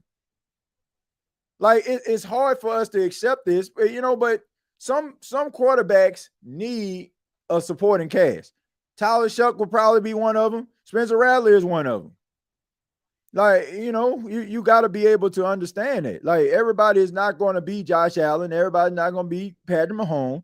Everybody not going to be Lamar Jackson putting the team on the back. Sometimes you need a supporting cast around a guy. And that doesn't mean that he doesn't have redeeming qualities. He doesn't have saving grace. He shouldn't have saving grace. He shouldn't be like a playoff caliber quarterback. Like, you can make the playoffs. You can make deep runs in the playoffs with a game managing quarterback, but you got to be able to put some players around him. How about getting some guys that can get yards after the catch? How about a guy that can make somebody miss? When you don't have that, it's like, wow.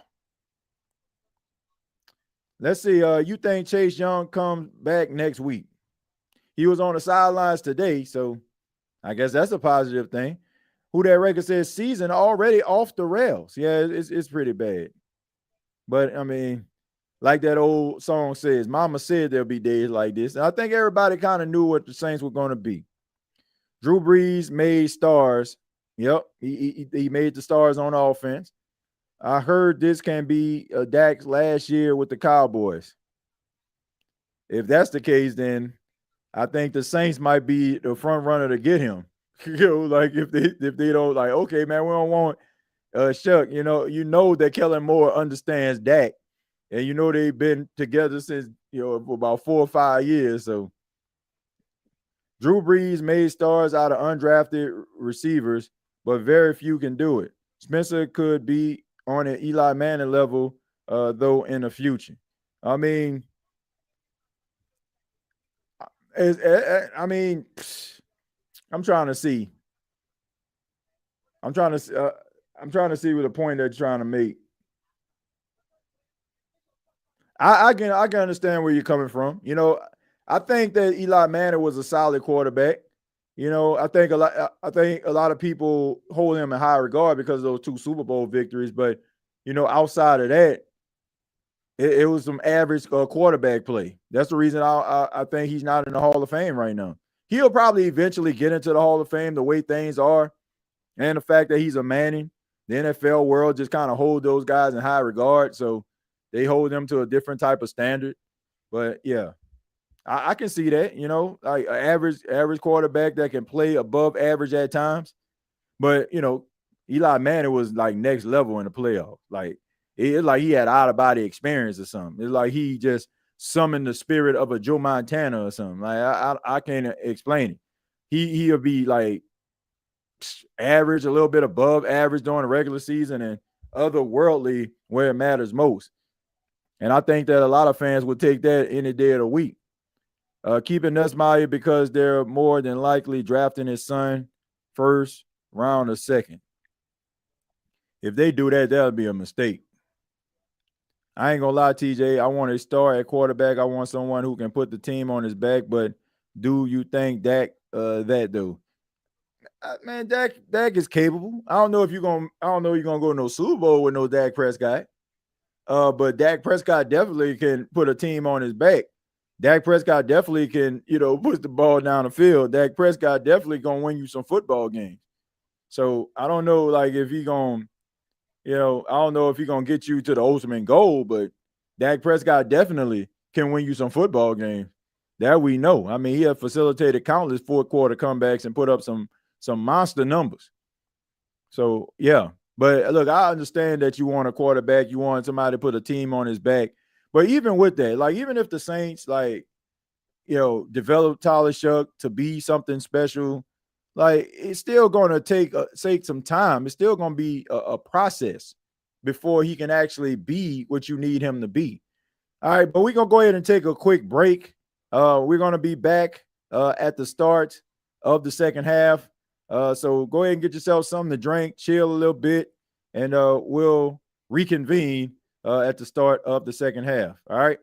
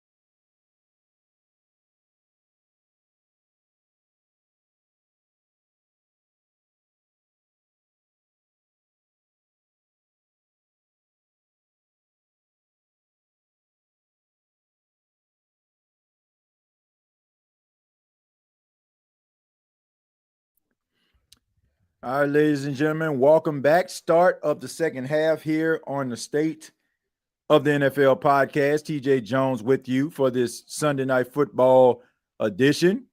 Dallas Cowboys taking on the Green Bay Packers. The Cowboys have a 16-13 lead over the Packers, and it kind of took place in the last minute and 20 seconds of the second quarter, where the Dallas Cowboys were able to drive down the field, score a touchdown, and the Green Bay Packers tried to add some points before the half, but a strip sack on Jordan Love set up the Dallas Cowboys in really good field position, and they were able to cash it in one play later.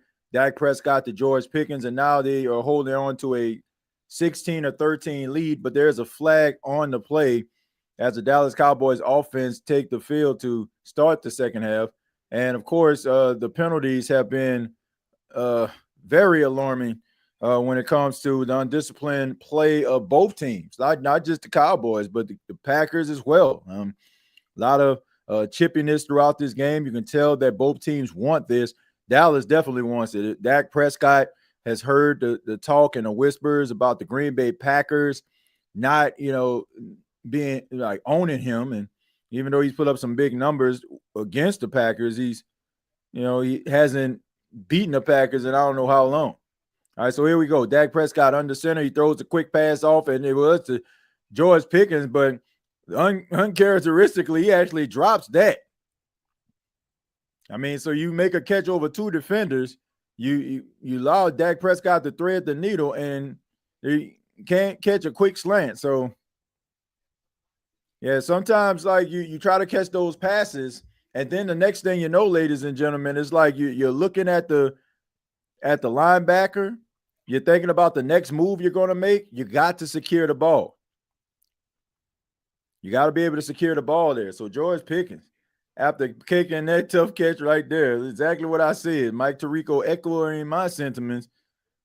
You catch a sensational catch like that, and then all of a sudden a quick slant you cannot catch. Yeah. But anyway, 2nd and 15, you got Dak Prescott in the gun. You got the running back in the backfield with him. That's Williams. Williams cuts, and he gets past the line of scrimmage, but he gets about 1 yard on the play. So this is going to bring up a 3rd and maybe 14 for the Dallas Cowboys. You have to wonder, are they going to try to run the football again, or are they going to try to push the ball down the field? All right, so Wyatt, this is huge right here. Wyatt ends up getting hurt, looked like maybe his knee. And now we see Miles Sanders walk into the locker room with no shoe on. So both teams are losing key players in a big-time matchup right here. All right, so here we go. We see him pressuring. Dak Prescott looking, throws the ball down the field, going deep, and that pass is incomplete. He tries to get it to Jalen Tolbert, but really good coverage right there.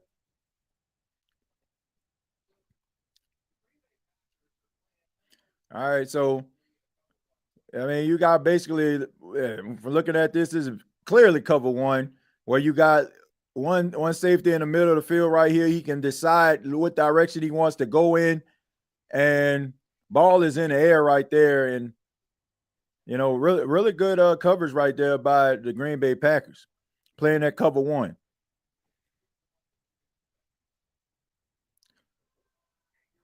Who else you going to get? You may have to stockpile quarterbacks in the draft because there's no solid free agent to pick up. That's Romeo Doubs on a return, and he gets out of bounds. Where's the flag? That clearly should have been a flag. He got tackled like 2 or 3 yards out of bounds there. I don't know how you didn't call that a flag.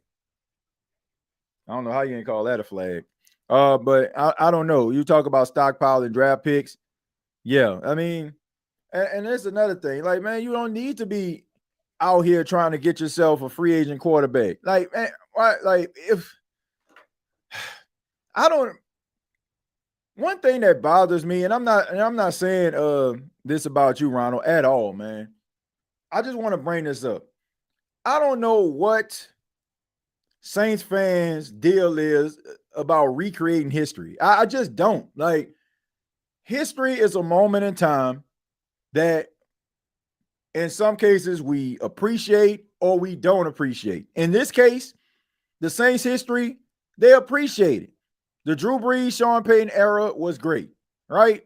It was a moment in time which the Saints have yet to replicate and never had before. But that doesn't mean that you have to have the same thing happen and restructure your team the same exact way.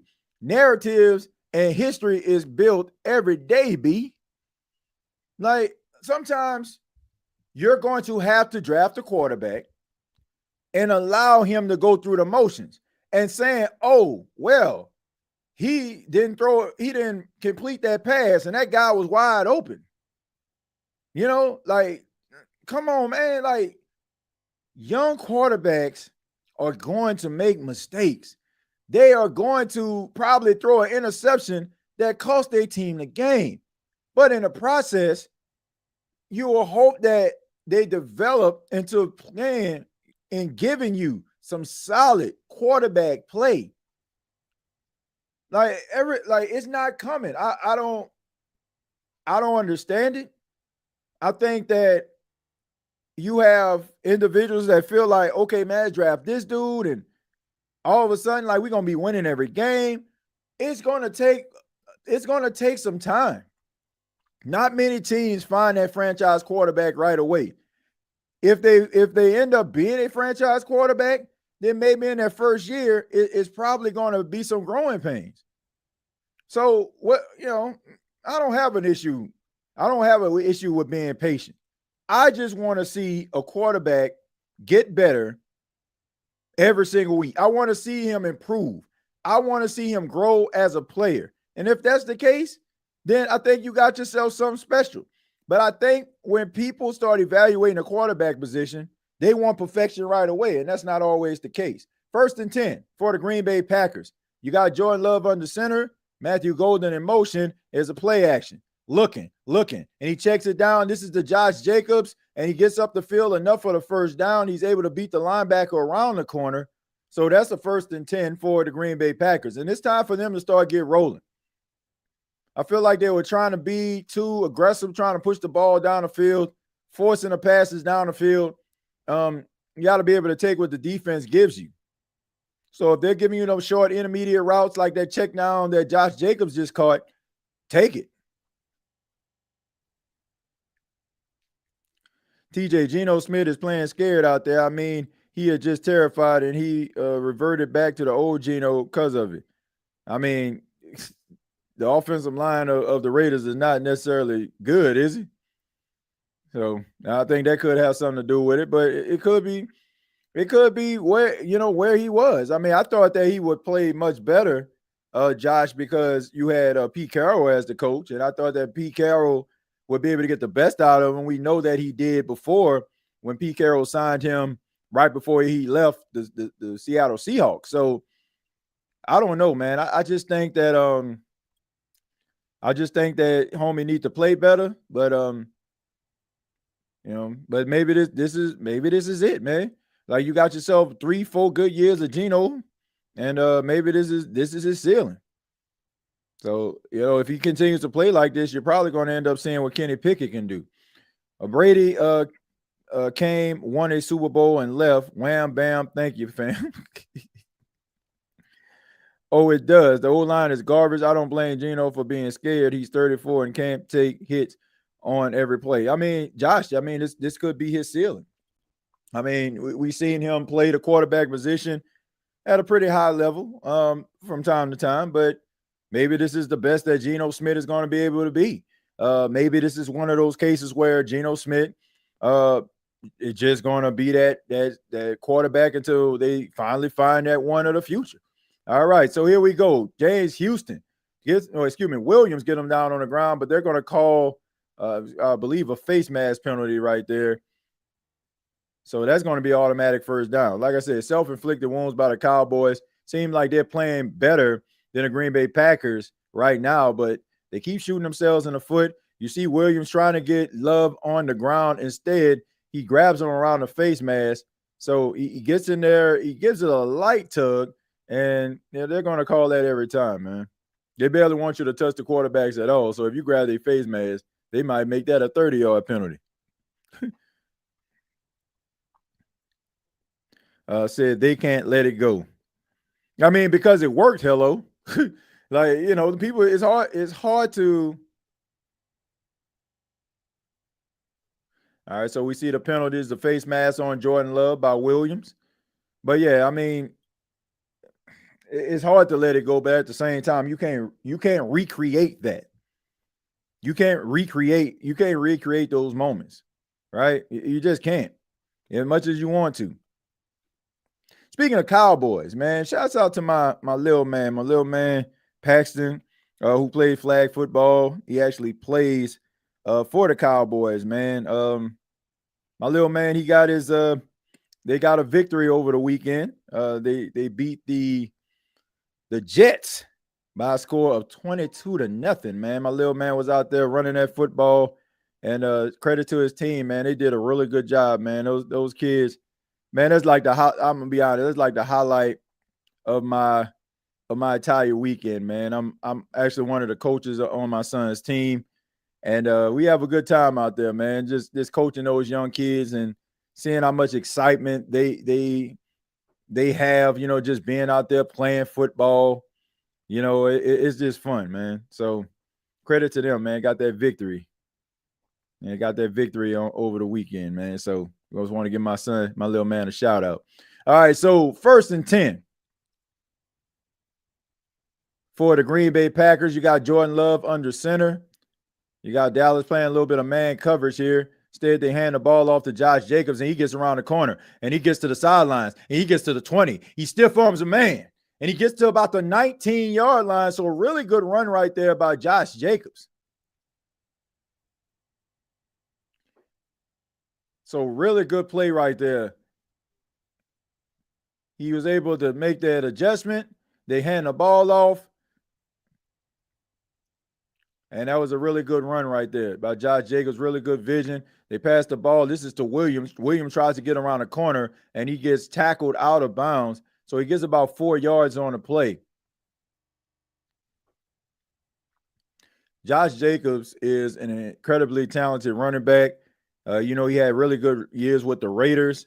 And now, for the last couple of seasons, he's been a really good running back for the Green Bay Packers. Who would have thought? Who would have thought that would have happened? So, yeah, credit to him, man. All right, so 2nd and 6 for the Green Bay Packers. And here's a play action, looking, and he throws it to Tucker Kraft, and Kraft tries to get around the pylon, and they're calling that a touchdown. Tucker Kraft. And now the Green Bay Packers are now out in front. They have a 3-point lead, and a field goal is pending. So right there, what a response by the Green Bay Packers. Not the best play calling to end the first half. Instead, you drive down the field. You see a rollout by Jordan Love. You give it to Tucker Kraft, who has been having a stellar season and becoming a force as a tight end for the Green Bay Packers. All right, so to me, I feel like that's a touchdown. I think that's a touchdown. I mean, there you go. I mean, I don't see that changing. What y'all think? Y'all think that's a touchdown? I don't know. I think that's a touchdown, ladies and gentlemen.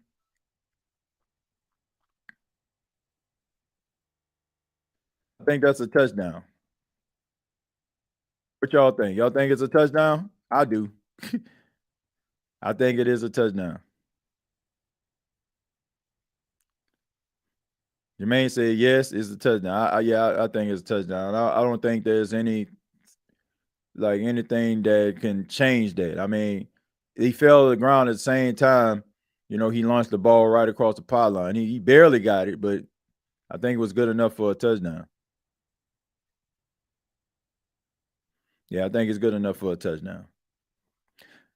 And the crazy thing about it is, I mean, Tucker Kraft, I want to say maybe it was like a 4th-round pick.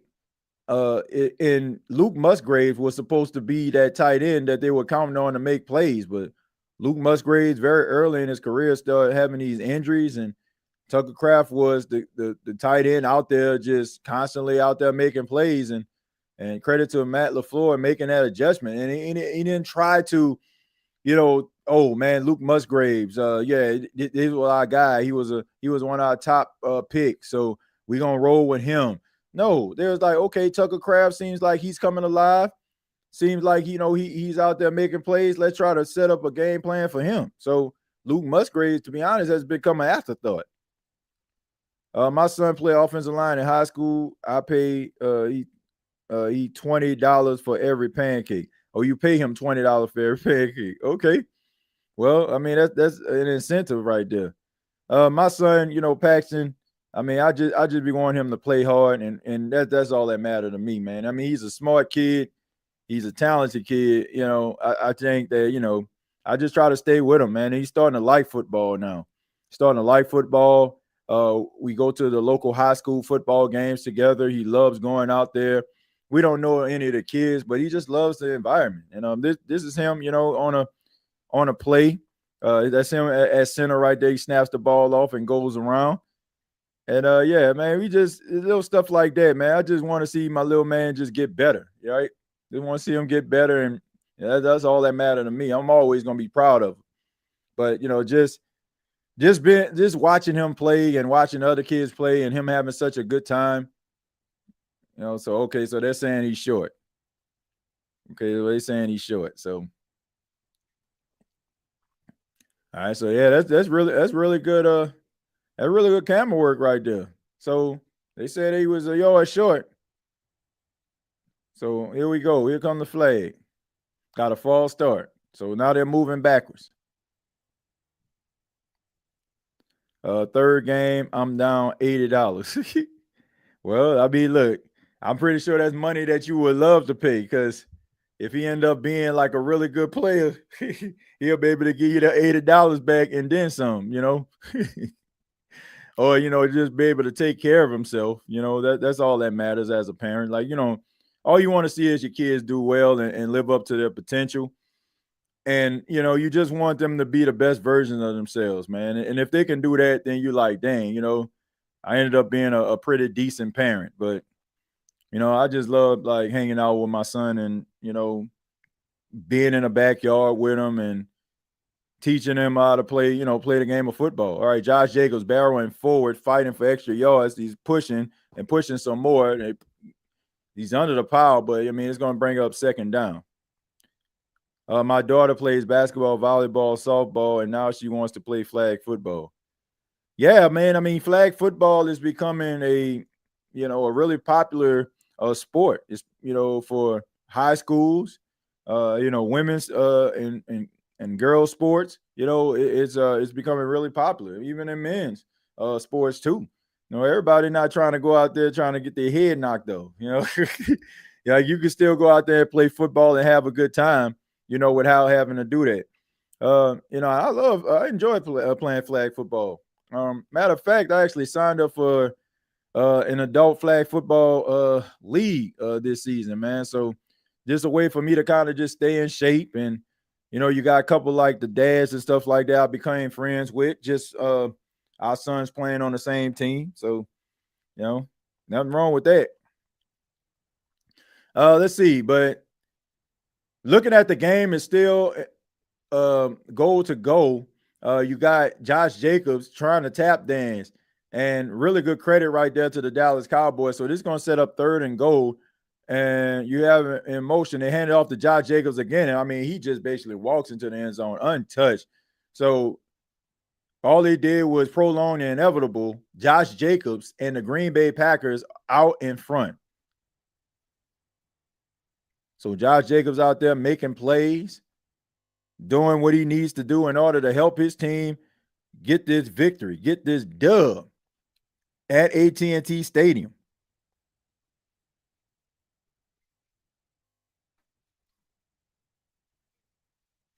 All right, so anyway, let's see. Try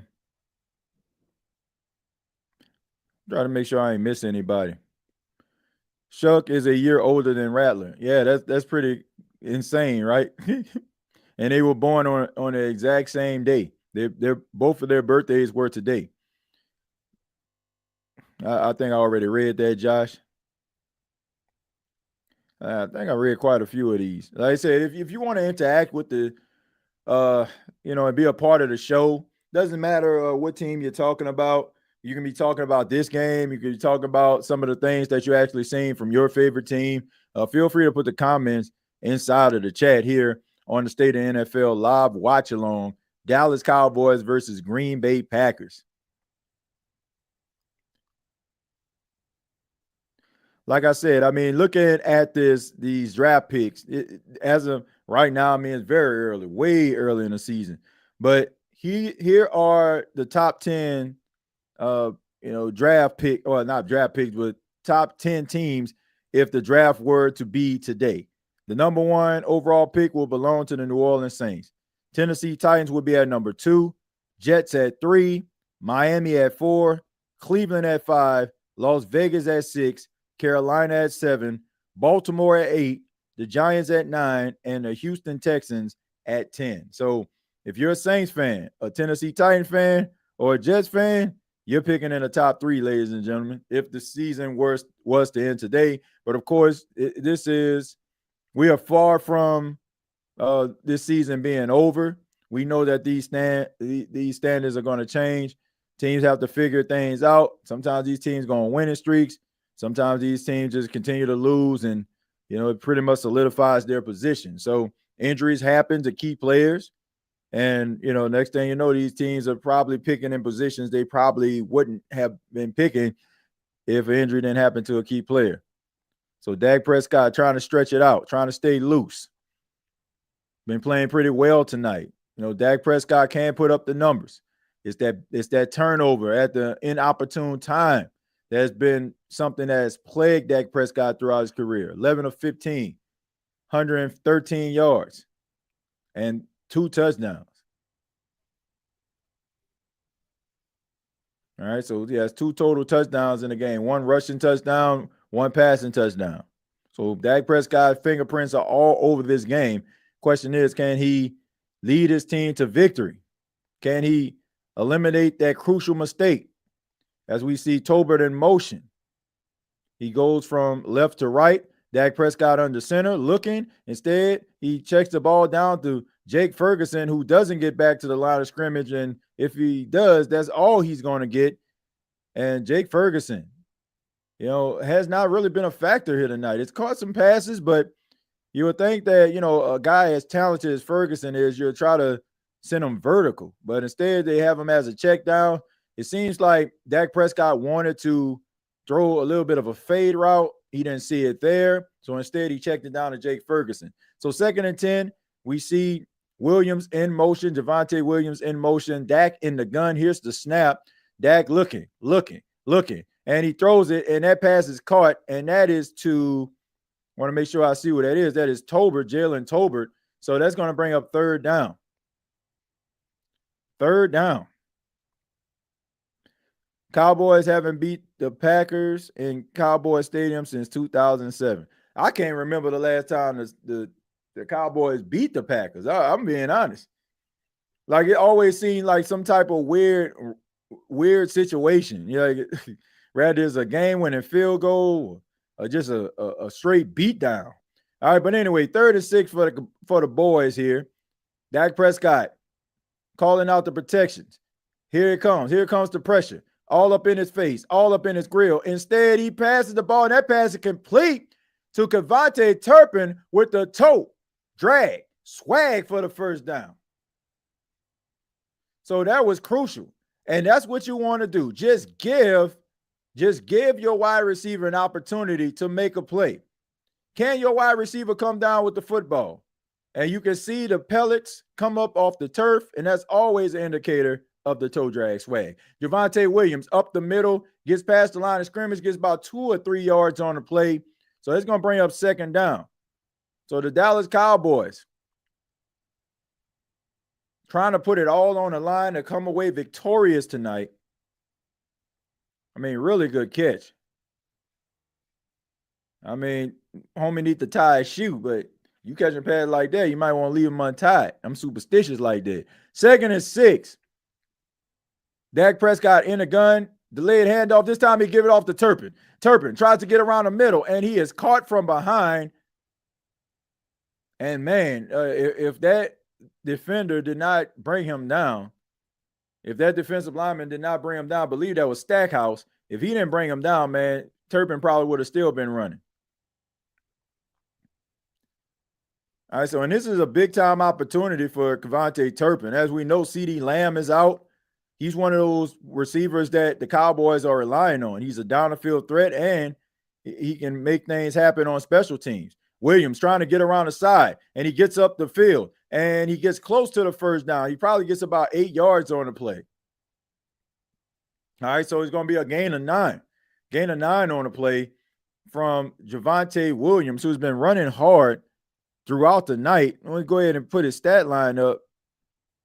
All right, so let's take a look at Williams' stat line. 11 carries for 43 yards, 3.9 average. Not really, it's not really showing on the stat sheet, but he's running pretty hard tonight. 2nd and 1 for the boys. And here's a play action by Dak. Dak looking. He throws it, and that pass is indeed caught. And that's, if I'm not mistaken, that's Flanoy on the play. So he gets his 2nd reception of the night, taking advantage of the opportunities. Ryan Flanoy, the 6th-round draft pick out of southeastern Missouri.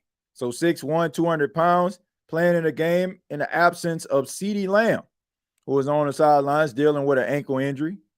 Seeing him with the walking boot on, of course.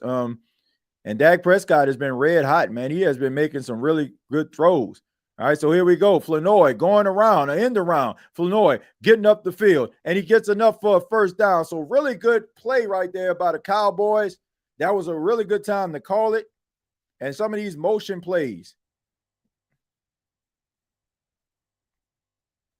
I like that play right there also, man. You got the eyes looking as Williams is going in the opposite direction. You have Flanoy going around the other side. I mean, that is a really good play right there. That is a really good football play.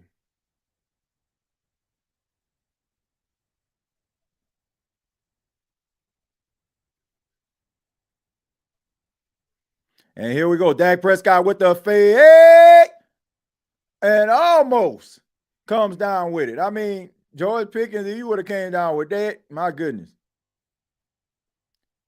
And he's talking noise. And you have KaVontae Turpin. And I'm pretty sure Dak Prescott is going to be kicking himself when he sees that on film. But he already made up in his mind he wanted to go to George Pickens on that play. And KaVontae Turpin was wide open.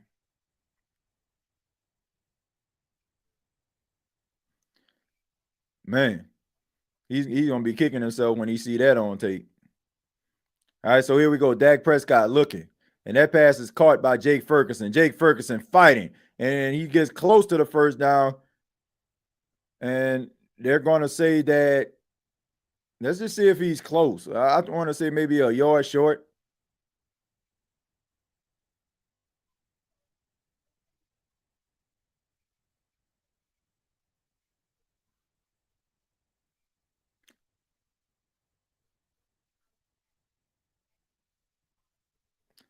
All right, so Micah Parsons dealing with that back injury. And you can tell he wants this game, man. He wants to be the reason why the Dallas Cowboys lose here tonight. But here we go. Here's a handoff, but no, hold the phone. There's a flag on the play. So the play stops. All indications is a false start.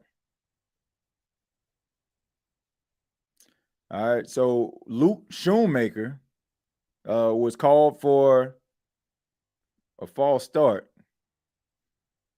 So Luke Shoemaker, probably, I want to say in his 3rd season out of the University of Michigan, was a guy that a lot of people felt that maybe, just maybe, he would have been a much better player than what he is. But, he's more of that blocking tight end. Jake Ferguson is more of the pass catching one.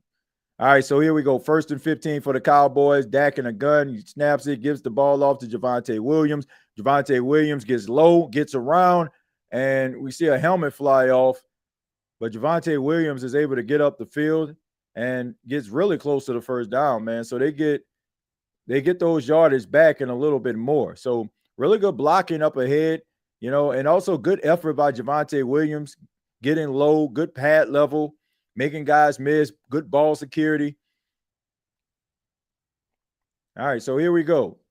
2nd and 6 for the Dallas Cowboys. You got Dak Prescott in the gun. Javonte Williams in the backfield with him. Jake Ferguson moves over. He's looking, and that's a quick pass to Jake Ferguson, and he's in for the touchdown. Jake Ferguson gets the Cowboys the lead 22-20, and this game has been exciting. Both offenses have come to play and have come alive in the second half. So really good play right there by Jake Ferguson. Me personally, I'm wondering to myself, like, he was going to probably make that cut. You got to be a little bit more physical right there if you're the corner, but really good play by Jake Ferguson, using his body to box out the defender, and he gets the touchdown. So Brandon Aubrey in the game to put the Cowboys up by 3. Snap, placement, kick on the way, and it is good. So Brandon Aubrey now has put the Cowboys up by 3. And Dak Prescott is balling tonight. Dak Prescott is red hot right now, pushing the ball down the field, making very few mistakes. He is 19 of 24, 173 yards and 2 touchdowns.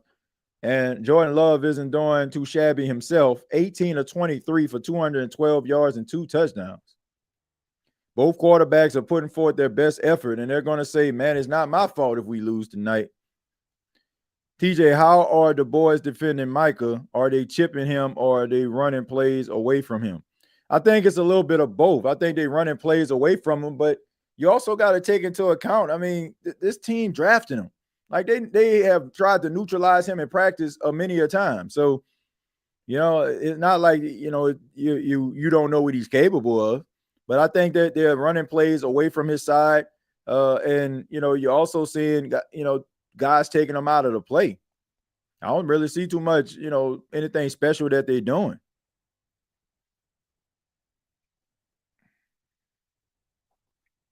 My youngest only wants to play Fortnite. My son hasn't reached that level yet, but he's like enamored with his tablet. Like, but the tablet is more of the weekend thing. We don't like let him use the tablet during the week, but he loves his tablet. And, he'll play video games.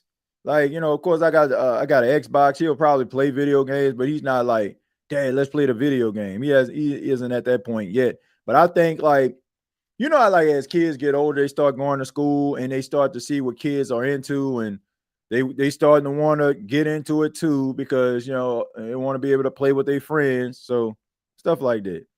TJ, how you feel about the NFC? How do I feel about the NFC? I think you got some teams that are very talented, like the Rams and the Eagles, 49ers, even though they lost today. You got some talented players and also talented teams in the NFC. I got to put Detroit in there too. It seemed like they're finding their footing. So I think that it's going to be interesting, man. I think that in the NFC West, you're probably going to have 3 teams make the postseason. I think all 3, I think the Rams, the 49ers, and the Seahawks, all are really good teams. And, even though they're probably going to, pretty much get one win apiece against each other, I think they're probably going to dominate for the most part the NFC opponents, because they're that good. So, I think that the Rams, Seahawks, and the 49ers probably going to end up being in the postseason, unless something catastrophic happens with the 49ers or the Seahawks or the Rams. All right, so here's the return.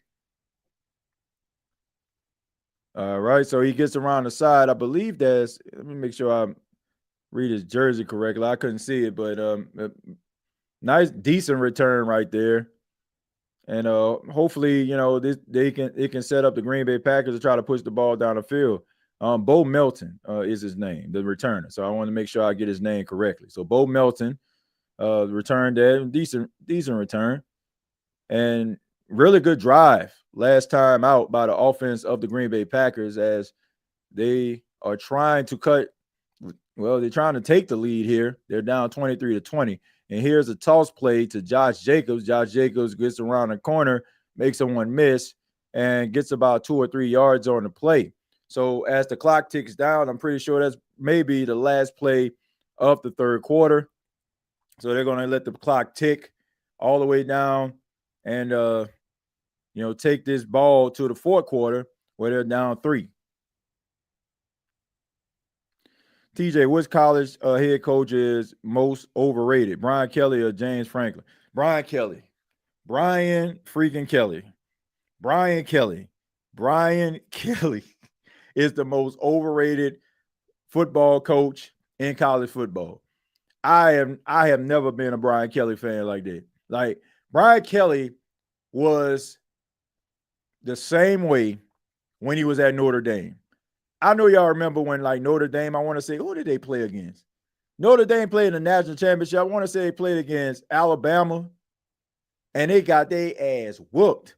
I mean, that game wasn't even close. Like, they got absolutely destroyed. And, it was just after that, I'm like, man, this dude has never, like, won a big-time game, like, against a top 10 performer, a top 10 team, a team, that everything on the line. Like, he just always seems to have his teams unprepared. Like, I look at him. He's like the Doc Rivers of college football. Doc Rivers wins a lot of regular season basketball games, but when he get into that postseason, garbage. Marvin Lewis, that's another guy who I compared him to. I compared him to Marvin Lewis on social media. Marvin Lewis, when it's time for him to play a game that matters, chokes. Brian Kelly is the most overrated head coach in college football. I mean, I don't care if this man out here with the 85 Bears defense, I don't care what he has going out there. He always seems to find a way to get the worst out of his players in the most inopportune times. James Franklin, I wouldn't call him overrated. I just think that he just had, like, bad luck. Like, he just had, like, bad luck. Like, when it comes to LSU or Notre Dame or, some of these other colleges he's been to, in crucial situations, his team always looks soft and unprepared. At least Penn State don't be looking soft. Like, they'll just lose by a field goal. They'll lose, if something just crazy just happens. Like, but Brian Kelly, I mean, his teams be getting out physical. Like, they be looking soft. That's a reflection of the coach, man. That's a reflection of the coach. Dallas choke coming, LOL. I could have answered that. Yeah, Brian Kelly. Yeah, that ain't it, man. That ain't it. They got Big Tex out there. That means that the Texas State Fairs is just around the corner, if not already happening. I used to enjoy that. I used to stay in Dallas. Stayed there like 5 years. Used to enjoy going to the Texas State Fair. I can remember when the original Big Tex burned down. They had they had Big Tex out there. Big Tex burned up, man. They had to make a new Big Tex. But, I mean, they had the same Big Tex out there. That man was like 50 years old out there. So he had that old wiring and stuff like that. And it was crazy because he caught on fire. And it was, you could see like his face just smoldering. I'm like, why? And they just letting it burn. Like, they didn't even have the fire department out there. They just kept everybody away from it and just said, okay, let it burn. Rest in peace to the original Big Tex. Jordan Love, sneaking forward, getting yards, getting up the field, getting around, slides for the first down, but hold the phone. Got yourself a flag on the play. Let's see what this is all about.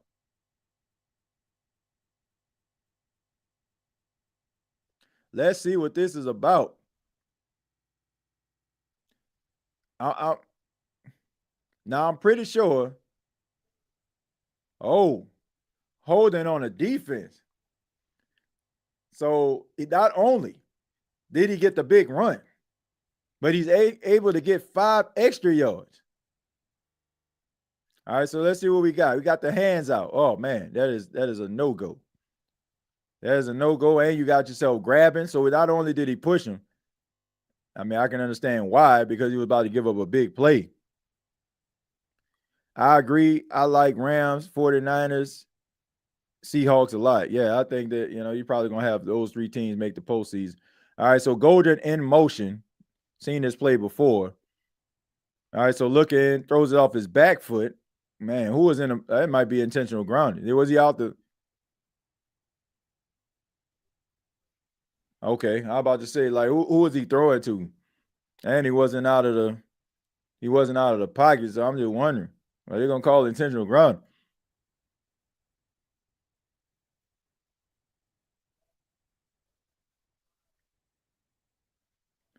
Yeah, I mean, I was saying like he was still in the pocket. So he all right, so he gets around. Yeah, so they're not gonna call that. Very close though. I feel like that should have been intentional grounding. All right, so anyway, Jordan Love in a gun, he passes. That pass is complete, and that is to Tucker Kraft. So that's gonna bring up third down, and we're at the 13-minute mark in the fourth quarter, and it's going to be a 3rd and 3 for the Green Bay Packers, who are down 3 versus the Dallas Cowboys. So Packers offense on third down through week 3, 48% tonight, 6 of 8. So really, really good performance tonight on third down. And if you can stay ahead of the chains and convert on third downs, you can be one of the most efficient teams in the league, and you're going to win a lot of football games. Jordan Love hands the ball off, and he barrels forward, and he gets enough for a first down. So Wilson gets a little help from his friends. It seemed like he was going to get stopped, but the offensive line is able to push the big man forward to be able to get the first down. So credit to Wilson using those legs, and credit to his offensive line brethren, their fellow teammates pushing them down the field. All right, so anyway, 1st and 10, new set of downs for the Green Bay Packers. Once again, down 23-20. You got Tucker Kraft in motion, Jordan Love in a gun. Here's the snap. They hand it off to Josh Jacobs. Josh Jacobs is able to get up the field. I thought that he may have lost a yard, but instead he was able to find just a little bit of a crease to be able to get about 2 yards on the play. So that's going to bring up 2nd down. Dallas Cowboys defense trying to get a stop, trying to force them to a field goal to tie the game instead of giving up a touchdown where the Green Bay Packers can take the lead.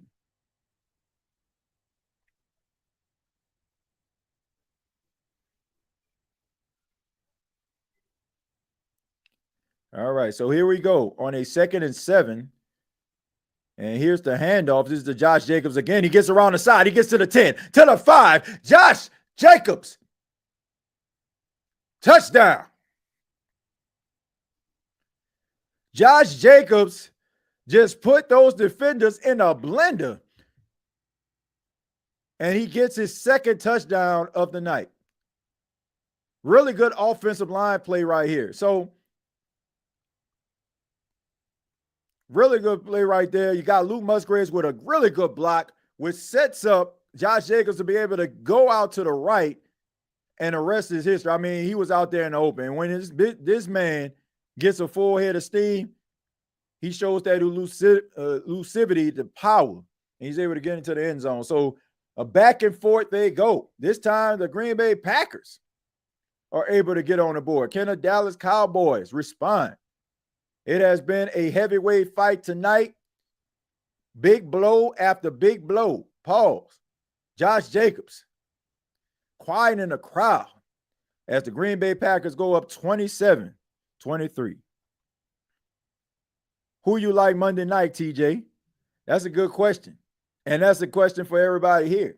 For those 154 people watching this, we got a decision we need to make, ladies and gentlemen. We got a decision we need to make. All right. So Monday Night Football consists of 2 games. Okay. There is the New York Jets versus the Miami Dolphins, or the Cincinnati Bengals versus the Denver Broncos. Which game should we do a live watch along? Once again, Jets, Dolphins, Bengals, Broncos. Which game should we go live? All right.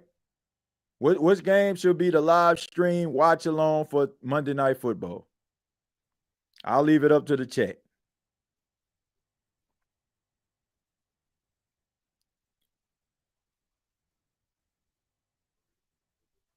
When LSU got him, I was like, that a waste of money. Yeah, I ain't understand it either. Said Bengals, Broncos, Bengals. Okay, so Candyman says Bengals. Black Tool said Broncos, Sean Payton. Well, I think that what we're going to do is, man, we'll do a little channel surfing, but that will be, that'll probably be the main game that we actually watch, all right? But we'll keep an eye. We'll keep an eye on the Jets Dolphins game. I mean, that doesn't really seem that exciting. It seems like they got the Miami Dolphins on Monday Night Football to see if the team going to implode and so they can have something to write about. But yeah, it's probably more than likely going to be the Broncos if the votes continue. Okay, so I see quite a few Broncos, Bengals, so it's probably going to be the direction that we go in. But I believe I don't know if they're actually starting at the same time. So because the Jets Dolphins game is first, seems like it starts an hour early, and then you have the Denver Broncos and the Cincinnati Bengals. They start at 8:15 Eastern. The Jets game start at 7:15 Eastern. So we'll get opportunity to watch maybe the first quarter of the Jets Dolphins game, and then we'll transition over. So it's going to be a watch along, and we'll just keep an eye on that Jets game. But we'll start off the watch along with it, and if not, then, more than likely we'll probably just start at 8:15, but I'll keep you posted. Yes, Rattler is 0-10, but if a fifth round pick, Rattler beats out round pick Tyler Shuck, what does that tell you? I believe Rat has the potential to be the franchise. Man, he's trying really hard, man. I think the only thing that you can say about, Spencer Rattler, and this is why, I think that fans need to not get discouraged, is because he can actually get better as a passer. Like, he can get better. Like, I know there's several quarterbacks that have been talented guys who have struggled with accuracy, and they have improved it. I'm not saying they're about to go out here and just become the marksman of marksmen, but they're good enough to be able to make some key throws in games. So, to me, yeah. And today, I think, it's saying that Rattler 0-10. I mean, who didn't know that Rattler was about to go 0-10 after you seen the Buffalo Bills on the schedule? Let's see, R.J. Harvey. Yeah, I like R.J. Harvey, man. Rookie out of Central Florida. Really good, talented running back right there. He's a guy that can give you a lot. He can give you a lot. All right, so we look at the Dallas Cowboys on the field, down 27-23. Both offenses are able to move the ball effectively. Both defenses have been teetering. All right, so here we go. 3rd and 3 for the Dallas Cowboys. You got Dak Prescott in a gun, Jake Ferguson in motion, Javonte Williams in the backfield, Dak looking, and he's able to get Kevontae Turpin. He has enough for the first down. All right, so move those chains for the Dallas Cowboys. Said TJ Red Zone. I can't be Red Zone. That would be pretty cool. Like, that is something that I plan on doing once the New Orleans Saints take their bye week, having like a Red Zone episode where we just basically just kind of do the Red Zone thing. But it's just so hard for me to do that. Kevontae Turpin on the end around tries to get around the corner, gets past the line of scrimmage, gets about 3 or 4 yards on the play. But like I was saying, it's just so hard when I'm doing live streams and having to watch the Saints game in order for me to provide context on the Bleacher Report and also the post game on the state of the Saints. So, I got to wait for bye weeks and opportunities to be able to do that. Was it me? But did the secondary look a little better when Quincy Riley took it? Nah, it definitely not just you. And I hope that they continue to do that. Like, the young man is probably going to go through some growing pains, but I'm willing to accept that. Versus a guy who has been in the league for I don't know how long and can't cover with a bed sheet. So, all right. So we see Hobbs walking to the sidelines. Look like he got a little shaken up on the play. So this is 2nd and 6 for the Dallas Cowboys. And Valentine is in the game now. Valentine, very capable cornerback, has made some plays throughout his career. All right, so here we go. 2nd and 6 for the Cowboys. Dak under center. And he gives a quick pass off to Jalen Tolbert, but he gets wrestled down immediately by Nixon. And Nixon slowly emerging as that number one corner for the Green Bay Packers. I think right now you will have to say he is their number one corner. All right, so the Cowboys offense on 3rd downs, not ideal. 2 of 6. Definitely want to be a little bit over 50% or close to it, flirting with it at least. So a 3rd and 2, and you have to believe that maybe this is going to be 4-down territory regardless. All right, so the Dallas Cowboys on a 3rd and 2. They send the fullback in motion. He goes back, and he's able to get down the field. Dak Prescott, and it gets knocked away. And, man, wait a minute. Micah Parsons was almost there. He almost forced a fumble on Dak Prescott. I mean, he was inches away. All right, so he gets around the corner, beats Tyler Guyton, and almost got there, man, but he just collided into a defender. He almost got there. About to come around that corner and take the ball away. So here we go, 4th and 2 for the Dallas Cowboys. I mean, he basically just beat Tyler Guyton on that play. So we see a chip, double covered, and that pass is complete. And that's to George Pickens again. And George Pickens is having a night. Just continues to make play after play for the Dallas Cowboys, and he keeps the drive alive. So you see, somebody was asking earlier about what are they doing. You got a double team. So you had Tyler Guyton and Javonte Williams double teaming Micah Parsons, and he just couldn't get to Dak Prescott. So got some double. You guys got him being doubled most of the time. So there's a handoff to Javonte Williams. He cuts back out. He spins, and he's still fighting, but he's pushed back. So that's going to be 2nd down.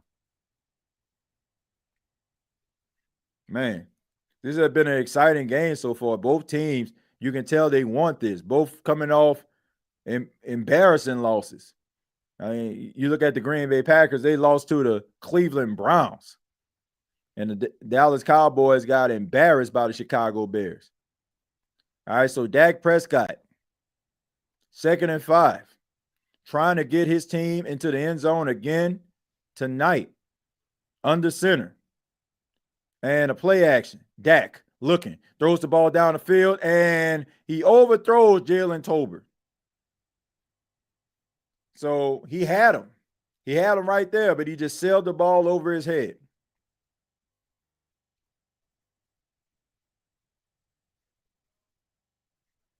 I mean, you got yourself a little mesh concept right there where you have Tolbert just drag across the field, and Dak had him, man. I mean, you put that ball just a little bit lower, you got Tolbert in stride. They're probably going to lead him out of bounds, but still going to be a big play. So 3rd and 5 for the Dallas Cowboys, trying to convert yet again. All right, Dak Prescott trying to make the adjustments. In the gun, snap, looking some more. Dak Prescott trying to get around, flushes out. There's a flag on a play, and he gets it off to Ferguson, but I think this is going to be a holding penalty. It's going to be holding on the Dallas Cowboys, but let's see.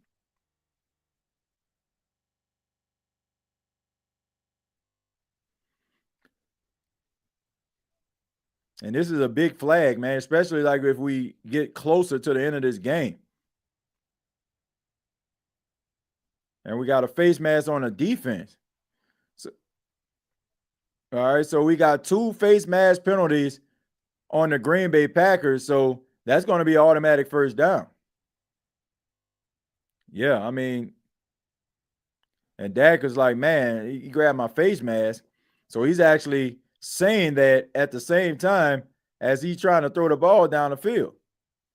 And he's telling the referees, hey, man, he pulled my face mask.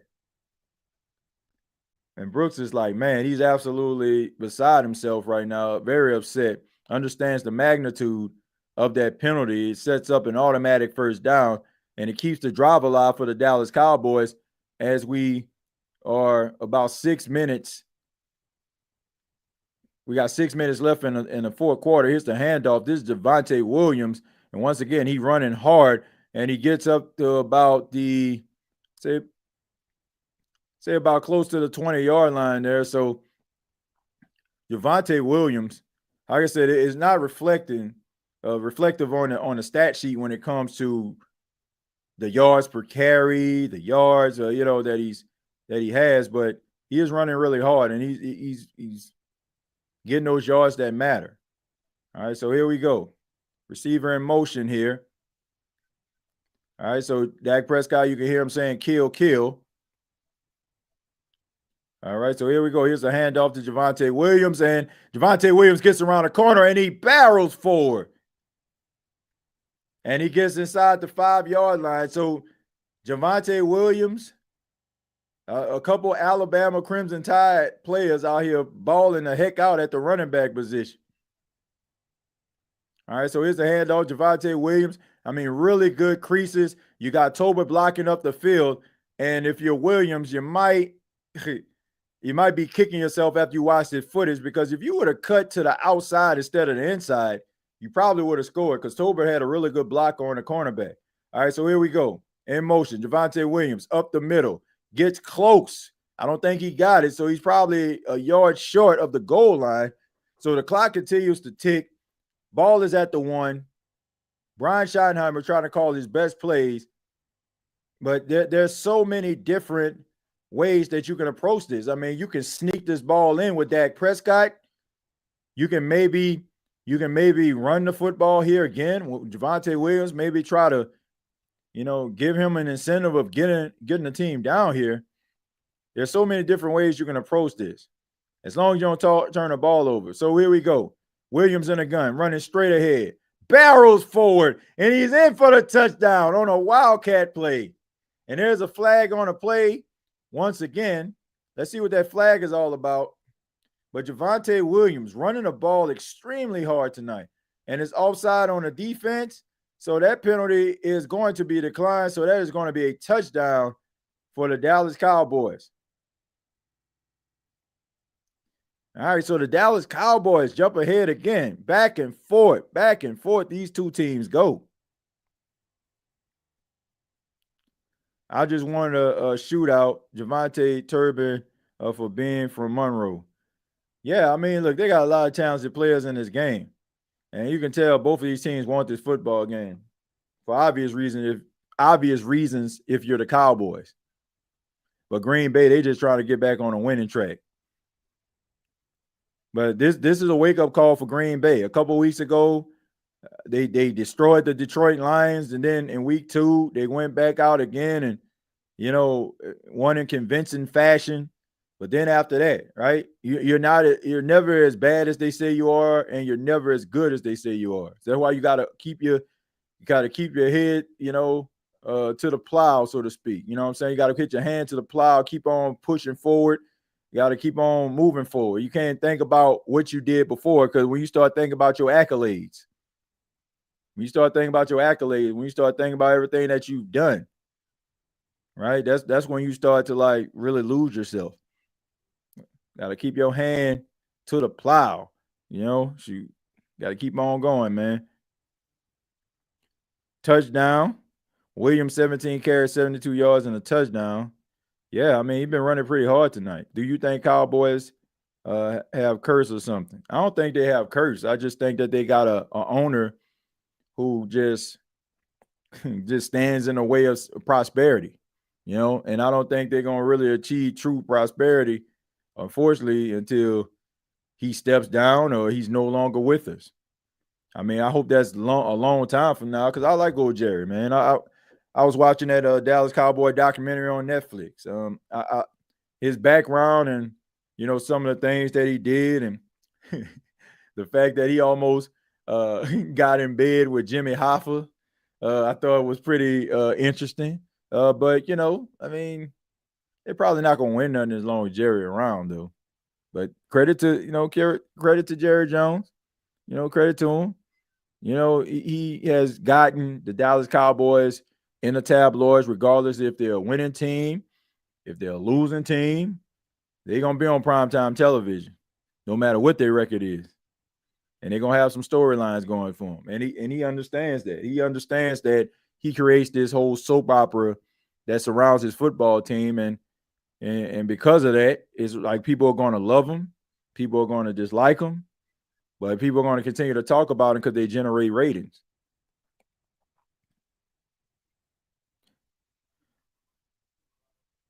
Let's go ahead and take a look at some of these stats here in this game. Dallas Cowboys versus Green Bay Packers. Jordan Love, 19 of 25, 220 yards and 2 touchdowns. Dak Prescott, 24 of 31, 202 yards and 2 touchdowns. Javonte Williams, 17 carries, 72 yards and a touchdown. Josh Jacobs, 17 carries, 70 yards and 2 touchdowns.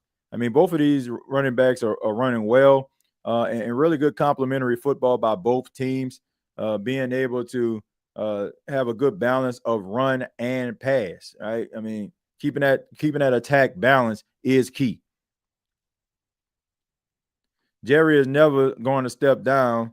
There's going to have the new owner when he passes away. Even I never wish that on anyone. Well, I think his kids inherit the team. His daughter Charlotte, his son Steven, Jerry Jones Jr. They're gonna inherit his team, I'm sure, but I mean, they ain't gonna inherit it, as long as he's alive.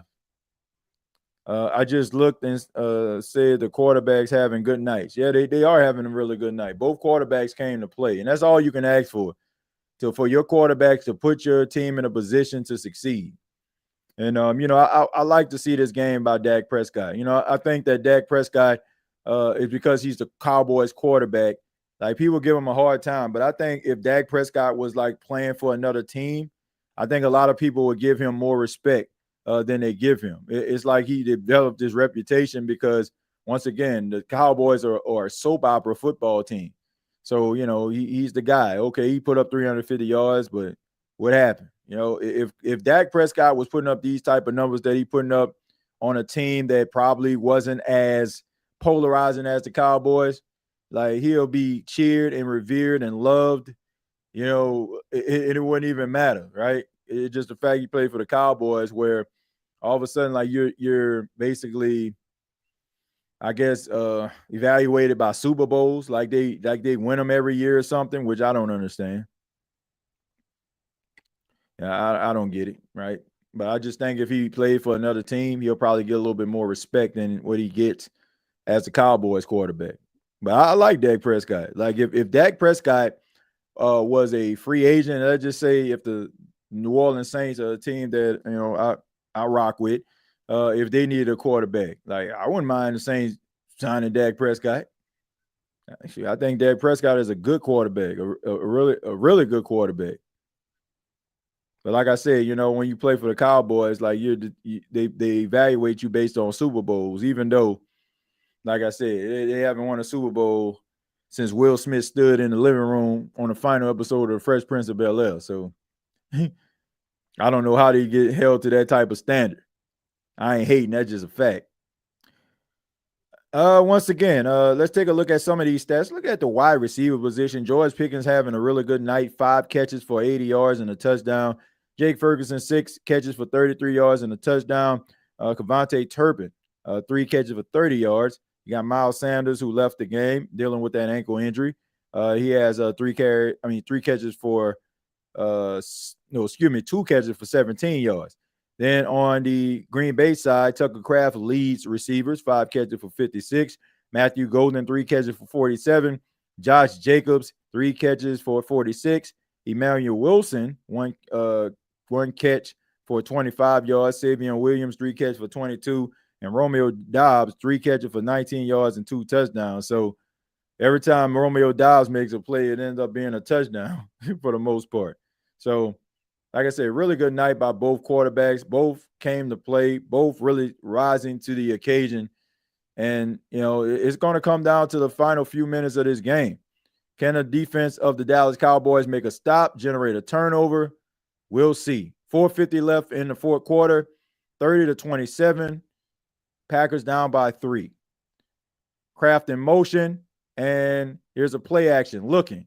He gets flushed out of pocket. He gives it off to Savion Williams, and Savion Williams takes the defender on a ride, and he's able to get back to the line of scrimmage. And that's basically it.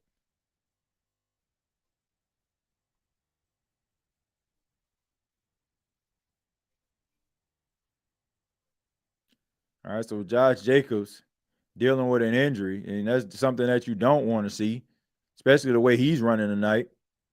So he has 116 total yards and 2 touchdowns. So you definitely need him down the stretch here. Wicks in motion. All right, and here's the handoff to Josh Jacobs. He tries to get around the side, and that was really good pursuit right there by the defensive line of the Cowboys. And you have Kenny Clark. A lot of people aren't talking about him, but he is a former Green Bay Packer who was a part of that trade that sent Micah Parsons to the Packers. So Kenny Clark fighting and able to get there. And I feel bad because Kenny Clark is just as meaningful and was meaningful to the Green Bay Packers as Michael Parsons was to the Cowboys, but nobody seems to be talking about him at all, which is unfortunate because he's a really good interior lineman. 3rd and 8 for Jordan Love and the Green Bay Packers. In the gun, snap, looking, throws the ball, and that pass is caught. Romeo getting the ball. Really good pass and catch right there, putting it up high for Romeo Doubs, 6'2", 6'3", wide receiver, able to get his hands up in the air, going up against Ryan Bland. And that was just a really good route right there. You got yourself a little hitch route, and Jordan Love just puts the ball up in the air, puts it up high enough. Romeo Doubs catches the ball at his highest point and just gets up the field, and Wilson takes him down by the neck. All right, so Kenneth Murray, the former Oklahoma Sooner, is injured, so they're going to be looking at him. Dak not tripping, he'll be good the rest of his life because he played for the Star. UC Dez Bryant never left Dallas. They love they played for the Star. Look, man, I like Dallas. Like, Dallas is a good place to live. There is a good place to live, man. Always got something to do. I don't like that traffic, but there's always something to do in Dallas. Dallas is a good place where there's always something to do. Good place to raise your family, like especially on like the outskirts. So I can understand why they don't leave. I mean, most players stay in like that Dallas area on the outskirts. Like even for those players that don't even play for the Cowboys. Texas is a huge state, but Dallas, like you have Dallas, then you got like those other outskirt areas like Addison, Texas, Carrollton, Texas, Louisville, like you can Frisco, Irvin, like people stay on the outskirts, man, of those places. So Parsons, 2 assisted tackles, not a good night for him. Well, he's been double teamed most of the night, and he's gotten close, but he just hasn't gotten a sack yet.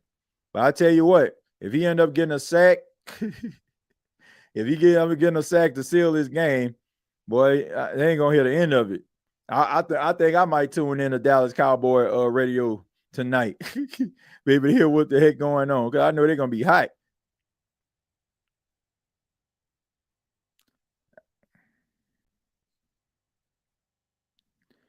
All right, but yeah, I mean, it's a good place to live. I don't think they will want to leave. And then I want to say Dez is from Texas, if I'm not mistaken. So not too far from where he stayed, where he's from, I should say. All right, but we're gonna see how this game is going to unfold. I mean, it should be a photo finish. Both teams seem like they came to play. All right, so Kenneth Murray. Let's see what happened here. And Oh, okay, so he got his ankle stepped on there. It's never a good thing. 1st and 10 for the Green Bay Packers, and he gets around the corner and he just throws the ball at the feet. I don't know if there was Josh Jacobs out there. He just threw the ball at the feet because, the defender was coming around the corner. I guess he sensed the pressure there.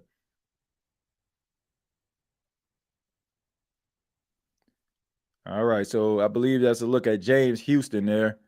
And James Houston, I mean, he's a talented guy, but he's one of those players, man. He's always dealing with injuries. And it's hard to make the club in the tub, and it's hard to be an impactful player when you're always dealing with an injury. Teams aren't going to wait for you to heal all the time. All right, so Jordan Love looking, get flushed out of pocket, completes the pass off. That's to Emmanuel Wilson. Emmanuel Wilson doing his thing, and he jukes a couple of defenders, and he gets enough for a first down. So the clock continues to tick. Jordan Love and the Green Bay Packers convert, and the Dallas Cowboys now are on their heels. So Jordan Love, 22 of 29, 253 yards and 2 touchdowns in the game. And the Dallas Cowboys are trying to figure out how are they going to get this ball back to their offense. And if you're the Green Bay Packers, you're looking to go into the end zone for a touchdown or try to kick a field goal to tie this game. And here's a run by Emmanuel Wilson again, and he's able to get a few yards on the play. So he's taking advantage of the opportunities. We heard that Josh Jacobs dealing with a leg injury, had a cut that they were trying to work on. So maybe that's affecting him not being in the game right now. All right, so here we go. You definitely want Josh Jacobs out there, but in the meantime, Emmanuel Wilson running pretty hard in his own right. All right, so Jordan Love under center on a 2nd and 6. You got Matthew Golden in motion, and here's the play action. And he gets flushed out of the pocket. And that pass is incomplete, but another flag. I mean, what in the world are you doing? What in the world are you doing? The play is over.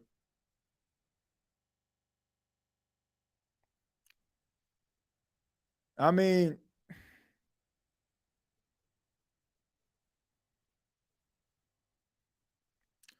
I just don't understand this, man. I don't understand.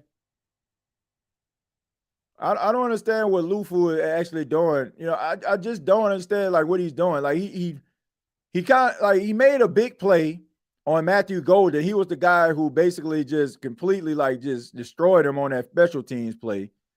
But every now and then, man, this guy just always seems to be a little bit undisciplined. Man, you can't be selfish like that. You got to be able to keep yourself composed. Like the play was over. It was clear that Williams wasn't going to catch the ball, but instead you want to show how tough you are.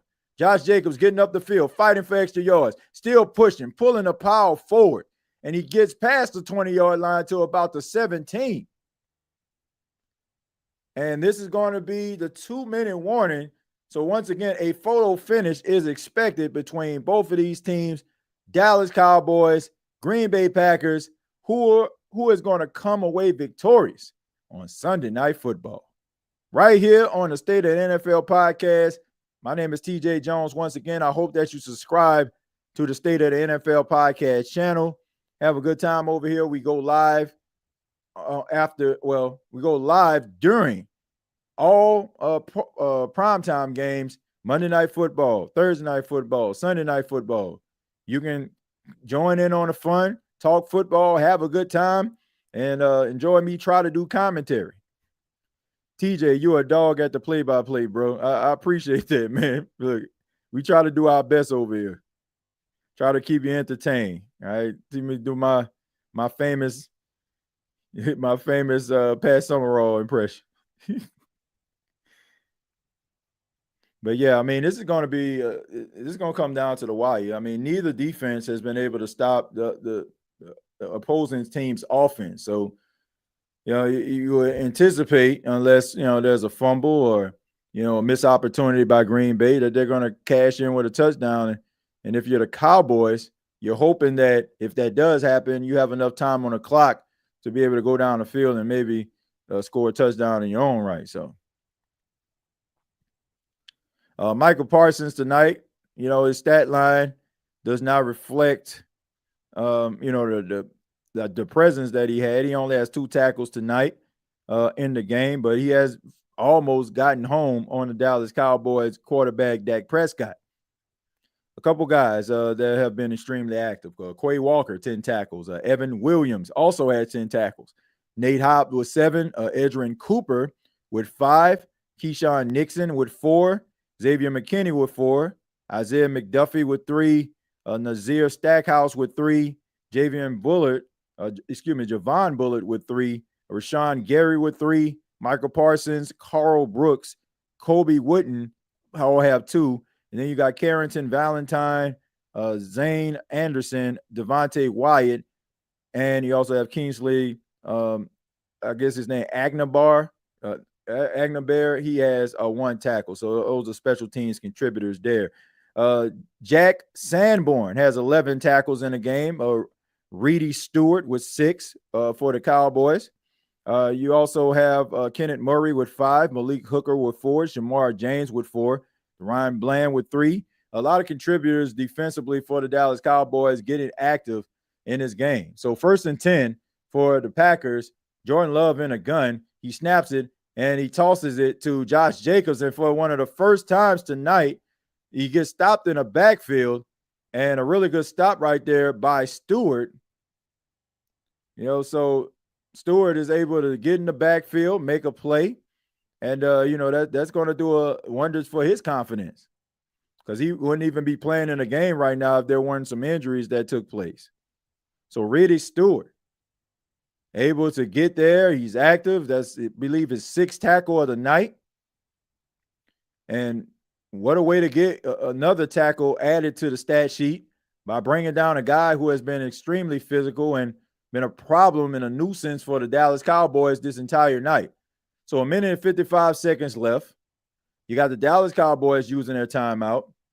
You got George Pickens on the sidelines hoping he gets an opportunity to maybe go back out there to make another circus catch to win the game this time. All right, so 2nd and 13.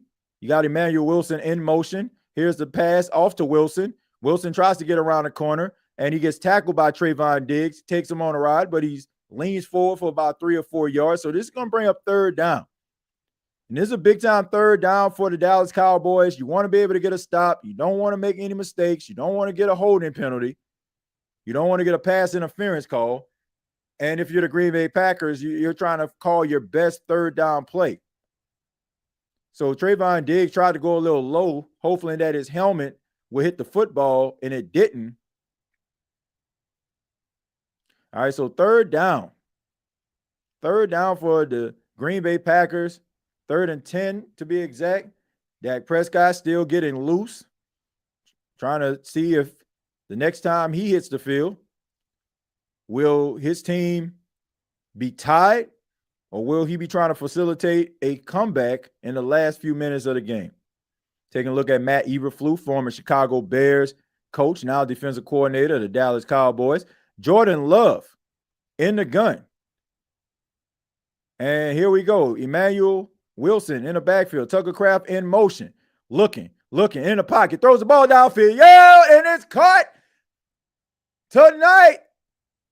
Romeo. Wherefore art thou, Romeo? I'll tell you where he is. In the end zone for the 3rd time tonight.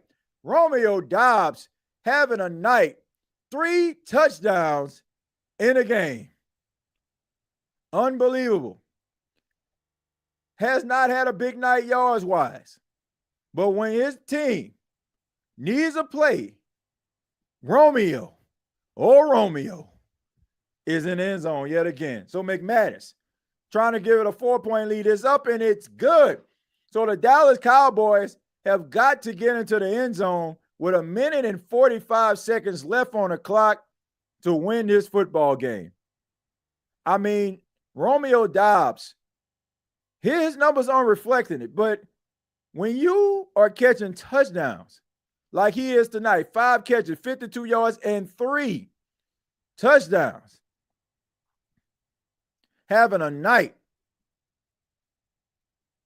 and that pass is caught. I don't know what type of coverage that was. Soft as a baby's ass, and Romeo Doubs is able to get into the end zone. And Jordan Love being able to execute a really good 2-minute drill to put his team out in front. Now it's Dak Prescott's turn. 3 touchdowns, 4 touchdowns total tonight, 3 passing, 1 rushing. And this game has become very, very interesting, ladies and gentlemen. Very interesting football game. Let's see what them boys can do, all right? Romeo Doubs having an incredible night. My goodness. 5 catches, 52 yards, 3 tutties. There's a lot of talented young wide receivers on this football team for the Green Bay Packers. Mr. Telephone Man, there's something wrong with my line. When I dial the TJ of the State of the Saints podcast number, I get a click every time. Nah, man, we don't do you like that, man. We don't hang up on you. Parsons wasn't worth all the money, especially if a team has a strong running game. All right, so Turpin trying to get around the corner, and he gets almost to midfield. So what a run by Kevontae Turpin, putting the Cowboys in excellent field position. Dak Prescott, 7 game-winning drives starting in the final 2 minutes of the fourth quarter of overtime in his 10th years in the NFL, 10 seasons. Dak Prescott can get it done. He can facilitate a comeback. And these are the type of moments, ladies and gentlemen, that I'm talking about. These are the type of moments. Dak Prescott putting up big numbers, 3 touchdowns, 4 total. These are the type of games that you got to win. All right, so here we go. Dak Prescott looking. Who in the world was he throwing to? And that is not a fumble, ladies and gentlemen. It should be intentional grounding, though. It should be intentional grounding, though. Who was over there? Oh, okay. They said the receiver was in the vicinity. I want to know where receiver was in the vicinity is my question. Who was there? Who was the receiver? Who was the receiver? Wait a minute. Who was okay. I don't agree with that, buddy. But anyway, I don't agree with that. Who was he throwing that ball to? Can somebody please tell me who was throwing that ball to? Because I couldn't tell you. Like, I don't know what they talking about. That's just horrible officiating. That is clearly intentional grounding. He thought that Javonte Williams was going to be in that spot. That was intentional grounding. They got away with one there. Dak Prescott in the gun. And he has pressure up the middle. And Jake Ferguson fighting for extra yards. And he is going to bring up 3rd down. So regardless, this is 4 down territory regardless. So let's see. 1 minute and 20 seconds left from the clock. 19, 18, 17. Dak Prescott trying to get his offense set. Okay, here we go. Dak Prescott looking. Throws the ball to Jalen Tolbert. Jalen Tolbert spins around, gets past the 30-yard line to about the 27. So Dak Prescott trying to facilitate this 2-minute drill, getting this team to hurry up to the line of scrimmage. In the gun. So Dak Prescott in the gun again. Here's the snap. Looking. Throws the ball again. This pass is caught to George Pickens to the 10, to the 5. In for the touchdown. And just like that, the Dallas Cowboys back on top again. George Pickens, have yourself a night. These wide receivers have come to play. 6 catches, 108 yards, 2 touchdowns. 43 seconds remain in this game. Jerry Jones, as they often do, showing him in his luxury owner's box as his team steps forward. Dak Prescott, 5 total touchdowns tonight, ladies and gentlemen. Dak Prescott, have yourself a night, my friend. Dak Prescott, 27 of 35, 256 yards, 3 touchdowns. They're saying 3. I felt like he had 5. 4 total touchdowns, excuse me. So 4 total touchdowns. I thought that was his 5th touchdown of the night. I apologize. I like my boy Dak out here balling. But anyway, I don't know what's going on here. Let's take a look at this play. So here we go. I mean, just bad containment right there by Valentine. Carrington Valentine just out of place, and he just gets beat. I mean, I don't know. Like, he tries to play the sidelines, trips, and George Pickens is just right there, and the rest is history, man. Hit your head on the goalpost there. Bad containment by Valentine. Should have stayed to the inside. Instead, he tried to go outside, trying to be too cute there, and he was able to get into the end zone. But there is 43 seconds left on the clock. I believe that the Green Bay Packers still have all of their timeouts. 35 seconds left on the clock.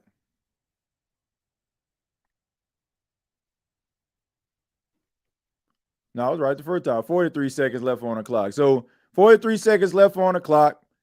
You got Brandon Aubrey trying to kick the ball. Kicks it short. And this is going to be returned. This is by Savion Williams. And Savion Williams trying to fight, trying to scratch, trying to claw, move himself forward, tries to do the best that he can. That's going to be 35 seconds left on the clock. And Jordan Love and the Green Bay Packers have 35 seconds to win this football game. So he only has one game-winning drive starting in the final 2 minutes of the fourth quarter overtime in his career. So Dak Prescott trying to hype up the crowd, trying to get the crowd at full throat to make it as disruptive inside of AT&T Stadium as possible, so that the Green Bay Packers could make a mistake. Look at Matt LaFleur. These are the type of moments that make legends. Jordan Love looking, checks the ball down. Josh Jacobs getting around the sidelines, and he gets out of bounds as well. So not only does he get a big game, but you do it, and you don't even have to use a timeout. So both of these defenses definitely are leaving a lot to be desired tonight. Nobody can stop anybody. Both teams are going up and down the field. And if you're into offense and lackluster defense, then this is the game for you, ladies and gentlemen. 1st and 10 for Jordan Love and the Green Bay Packers. Love in the gun. Jacobs in the backfield with him. He's looking. He gets flushed out of the pocket. He makes somebody miss. He throws the ball, and that pass is incomplete. So Kenny Clark making it tough on his former teammate.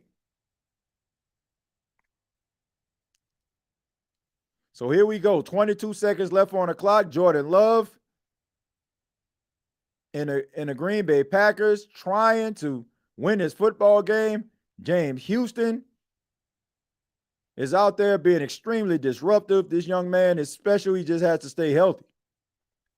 22 seconds left on the clock.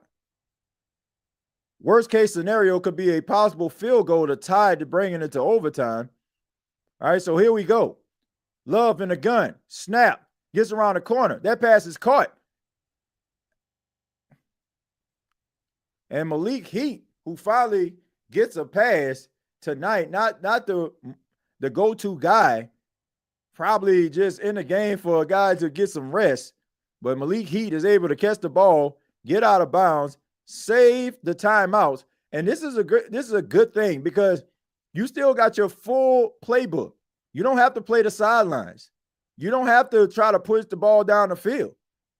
So the Dallas Cowboys have to think about that. So one-on-one, you got Romeo Doubs at the bottom of the screen who is having a monster night. Here's the handoff to Josh Jacobs. He runs up the middle, and I'm pretty sure they're going to call a timeout here. You get a couple cracks at the end zone. And worst case scenario, you're kicking a field goal.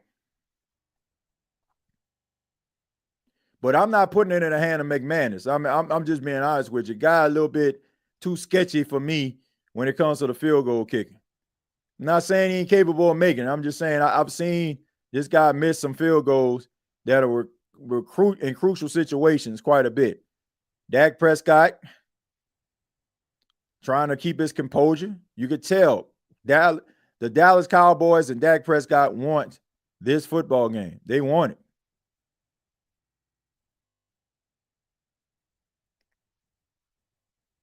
They want this football game in a major way.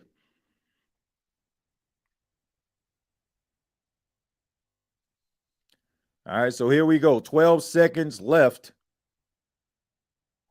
in the fourth quarter. Get a couple shots at the end zone. And here we go. And Dallas used their final timeout. You can't take it with you home. So they take their final timeout with 12 seconds left on the clock. And McManus is trying to stay locked in. A guy who, does not have the best record in the world at those 50-yard kicks. That's why I'm saying I don't really trust this guy. I don't trust him, man. He's a little frosty and flaky for my liking. But anyway, here we go. 12 seconds left on the clock.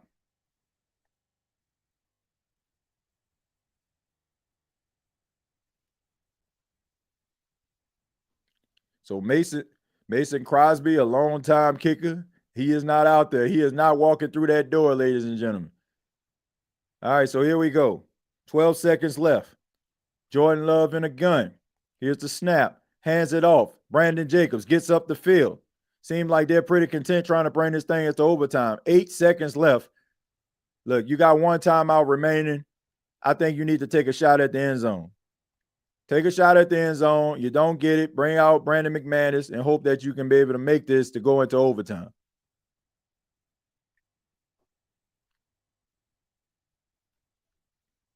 All right, so really smart play right there. They're trying to make sure they make it easier. Just a straight shot right up the middle. So if you throw the football, put the ball in the air, if it doesn't pan out, then it's time to go out here, kick a field goal, and try to bring this thing into overtime. But in the meantime, in between time, let's see if you can get this ball into the end zone. You got one-on-one down at the screen. And they got him playing off. Jordan Love looking. Throws the ball down the field, and he just chunks it out of bounds with about 4 seconds left on the clock. And that's going to bring out Brandon McManus to try to tie this game up to send it into overtime. And we all know that the overtime rules have changed this season, where both teams with opportunity to possess the ball, rather it's a touchdown or not.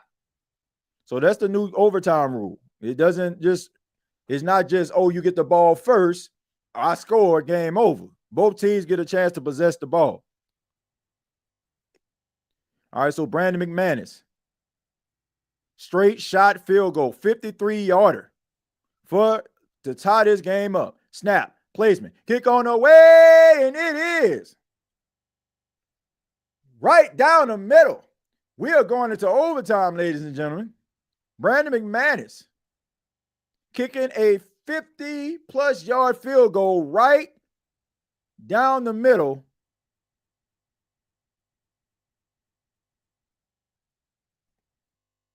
These kickers in modern day NFL are kicking crazy field goals. It's only a matter of time before we see a 70-yarder being kicked in a real NFL game.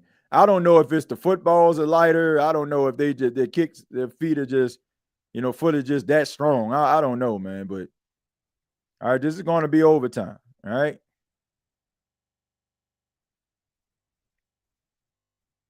All right,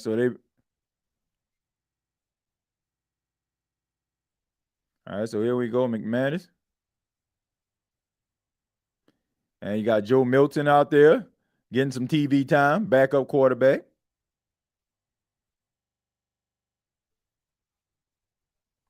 Yeah, so this season, both teams have opportunity to possess the ball regardless to if, one team scores or not. So you still get opportunity to be able to score.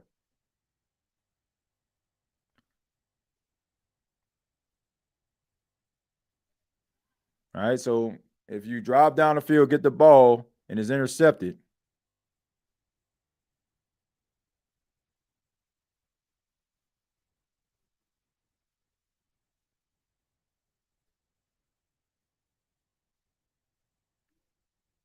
All right, so both teams have agreed. Both teams have agreed. And that's something that's different too, because in the classic format of overtime, you would never see a team that wins the coin toss give the ball to the opposing team. You never see that. So now you have an option because it really doesn't matter, because you still get the opportunity to possess the football. So an exciting game tonight.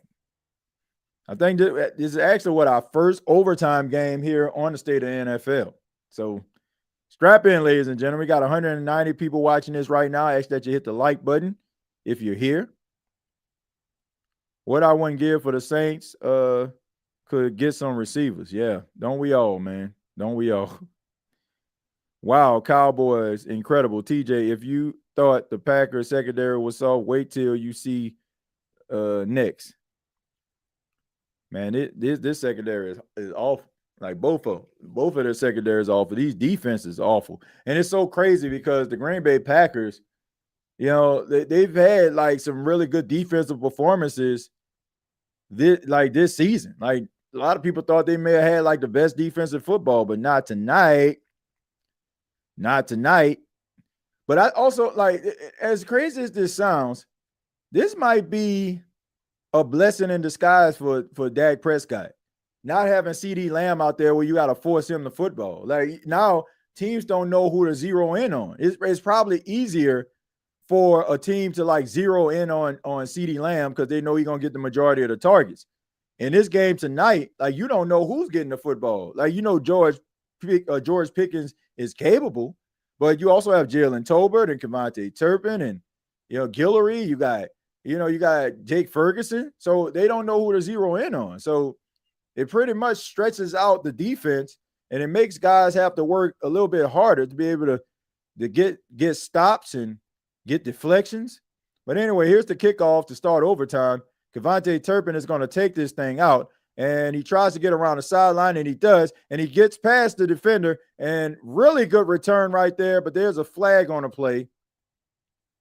So more than likely, this is going to be on the Dallas Cowboys. Once again, most special teams penalties are always on a return team.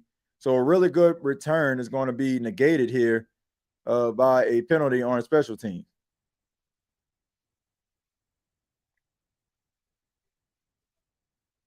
All right, so Brandon McManus.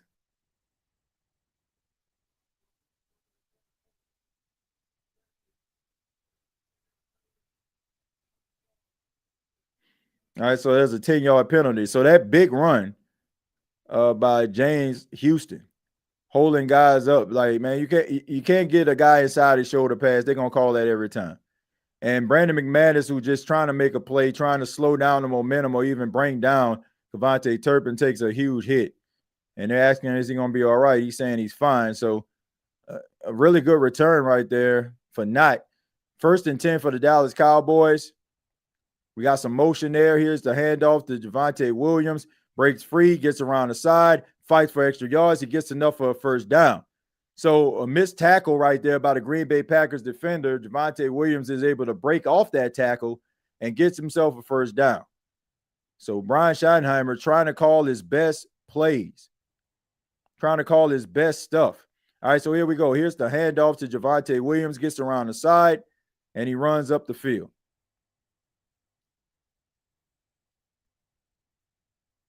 All right, so here we go. George Pickens on that comeback route. Just let him go. Just let him go. All right, you don't want another late penalty. So George Pickens, over 100 yards. Carrington Valentine trying to stay with him, and as well as this secondary for the Green Bay Packers. So the Dallas Cowboys, we're looking at the stats. 5 touchdowns scored in the last 6 possessions. 7 touchdowns in the last 3 games. So to say that their offense has come alive tonight would be an understatement. Tolbert in motion. Dak in the gun. Hands the ball off to Williams again. Tries to get around the side. This time the defensive Linemen are able to corral him down really quickly, gets past the line of scrimmage, but that's about it. That's going to bring up third down for the Dallas Cowboys.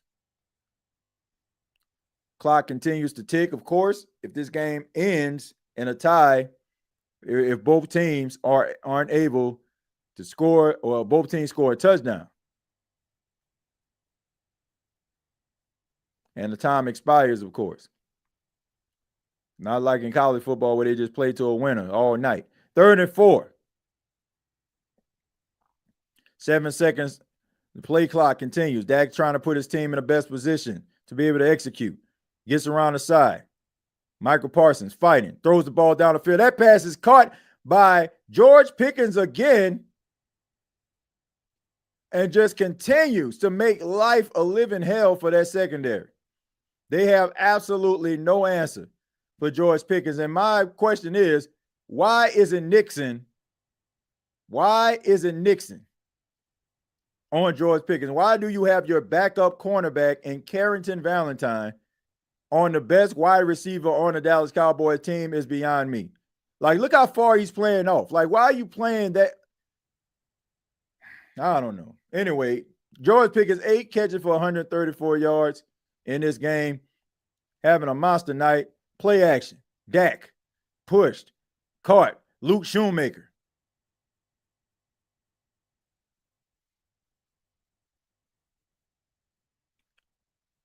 All right, so here we go. I mean, Carrington Valentine has had a rough night. I just don't understand why you're not putting your best cornerback on George Pickens, who is almost at 150 yards receiving. Taking a look at Brandon Aubrey, which I don't know. I honestly feel like he's going to make this field goal regardless. But anyway, Luke Shoemaker in motion. Dak Prescott in the gun. Snap. And he's looking, feels the pressure, tries to get up in the pocket, throws the ball down the field. And that is caught. Caught by Jalen Tolbert. Dak Prescott giving his team a chance. And wait a minute. Toe, drag, swag by Jalen Tolbert. Really good concentration right there. And that is a catch, ladies and gentlemen. That is good stuff right there.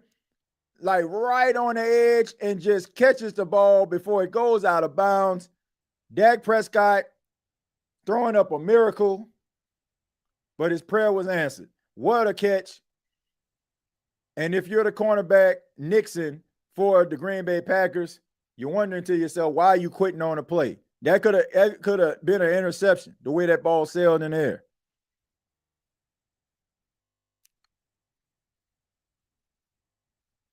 So the Dallas Cowboys are within striking distance. But the good thing about this is that the Green Bay Packers have an opportunity. Like, I'm just wondering, okay, so Nixon, let's take a look at this play. So Dak gets around the side. You look at Nixon, has coverage, and just stops. Just stops. Like, you see the ball in the air. Why are you stopping in the end zone? Like, he didn't even try to pursue it. Like, he's not going to catch it. And he catches it anyway. Like, why are you not sticking to the wide receiver? Just quits on a play. That is not that, as good as Nixon has been for the Green Bay Packers. That was not his shining moment. He just quit. He quit on that play. Dak under center on the 1st and goal. Sends the fullback in motion. Javonte Williams barrels forward and gets a few yards on a play that's going to bring up 2nd and goal. Like, I don't get that, man. I don't understand why guys quit on plays like that. Like, when you quit on plays like that, that's how success happens for the opposing team.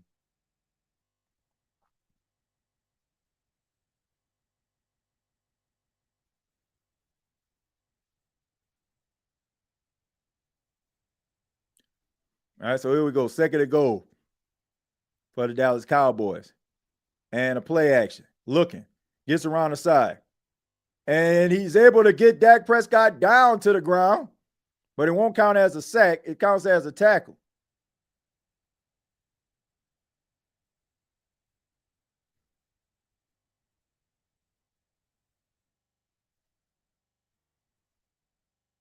So Micah Parsons is able to track down Dak Prescott.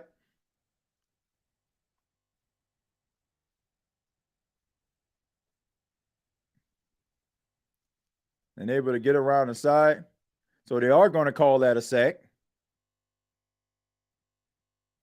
All right, so they called it a sack, which I thought he bypassed the line of scrimmage here. So, and he just throws it out of bounds. So that's going to be a field goal, going to set up a field goal. So touchdown saving tackle by Micah Parsons, because Dak Prescott definitely was going to score there. But anyway, Brandon Aubrey, I mean, one of the most accurate kickers in the NFL, in my opinion, the best kicker in the NFL, coming out for a chip shot field goal. If you're the Green Bay Packers, you're not trying to make a mistake. You're not trying to run into anybody. You're going to get opportunity to try to get the ball back. It's pretty chip shot field goal, 22 yards. Brandon Aubrey out there try to give the Cowboys the lead in overtime. And it's up, and it is good. So the Dallas Cowboys put 3 points on the board, and the Green Bay Packers have 4 minutes and 40 seconds to be able to rather kick a field goal to tie this game or score a touchdown.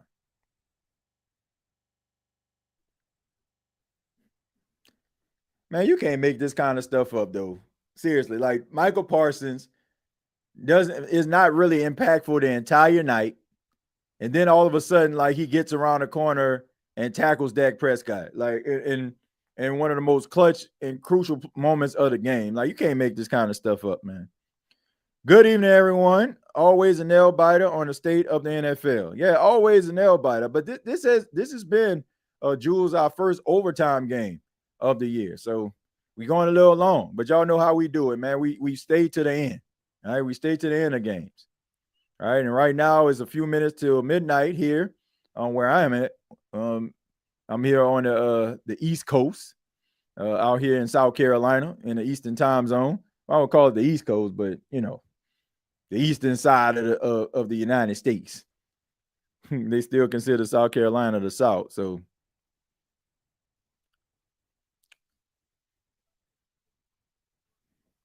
what I wouldn't give for the Saints to get some receivers. Overtime. Packers don't have cornerback. I think Nixon is a really good corner, man. I think he's their number one guy. It was just, it's just they're just not good tonight. I think once again, I think the fact that they're not zeroing in on just CeeDee Lamb, I think that is what is making the Dallas Cowboys offense so effective. I think if CeeDee Lamb was out there, I honestly feel like, the way that they're actually playing defensively would be helpful. And I think that Dak Prescott can play a little free because he don't have to think about, oh man, I didn't throw CeeDee Lamb the ball. I didn't get a ball to CD. He ain't got to think about that. Like, you can distribute the ball to whoever. All right, so Jordan Love coming out with 4 minutes and 40 seconds left and trying to get into the end zone to win this football game. If you're the Dallas Cowboys, you're trying to get a stop. A stop for the Dallas Cowboys wins this football game for them. So let's see what they do here.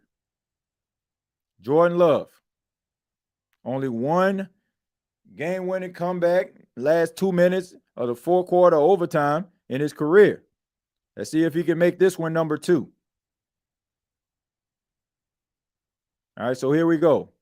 Love in motion. Quick pass. This is off to Wicks. Wicks tries to get around the corner.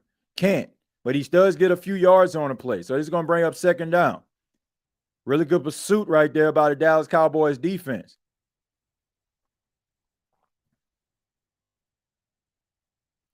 All right, if you're the Dallas Cowboys, 2 things. Nothing cheap, nothing deep. And if you're going to give up something cheap, you damn sure don't want to give up nothing deep. So Matt Eberflus has got to be able to dial up the best defense, and these guys have to play discipline. All right, so here we go. He's looking at the coverage here. Matthew Golden in motion. They hand the ball off. No, instead they decide to throw the ball and throws it at the feet of Tucker Kraft. And here's a flag. We got a flag. So is that an eligible player downfield? Was there an eligible player downfield? Let's see what this is.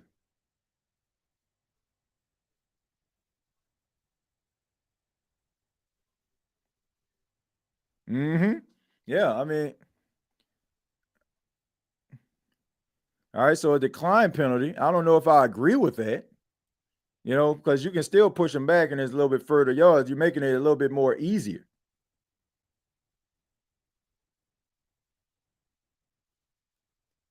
All right, it seems like it's a tad bit confused. It's like they didn't know what they wanted to do. I don't know if they, yeah, and you can obviously see the offensive lineman kind of getting lost out there. So that's how it always is in some of those RPO plays. You start to see eligible players downfield. Those big guys end up getting lost. All right, so Dallas taking a timeout here. They understand this is a crucial part of the game. They got to be able to make they got to be able to make these plays. 3rd and 6. I mean, this is clearly 4 down territory anyway, but at the end of the day, you got to be able to get this ball up the field. Got to be able to convert on this 3rd down.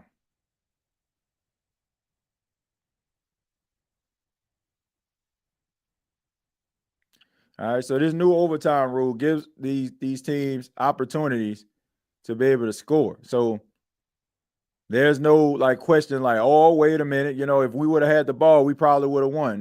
Now you'll get opportunity to possess the football.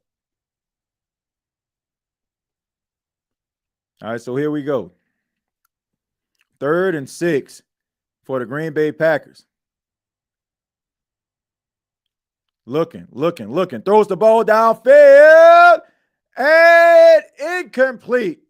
He's looking for a flag. He gets none. DaRon Bland on the coverage. And now the Green Bay Packers have one last opportunity to try to win this football game on a 4th and 6. They can convert the 4th down.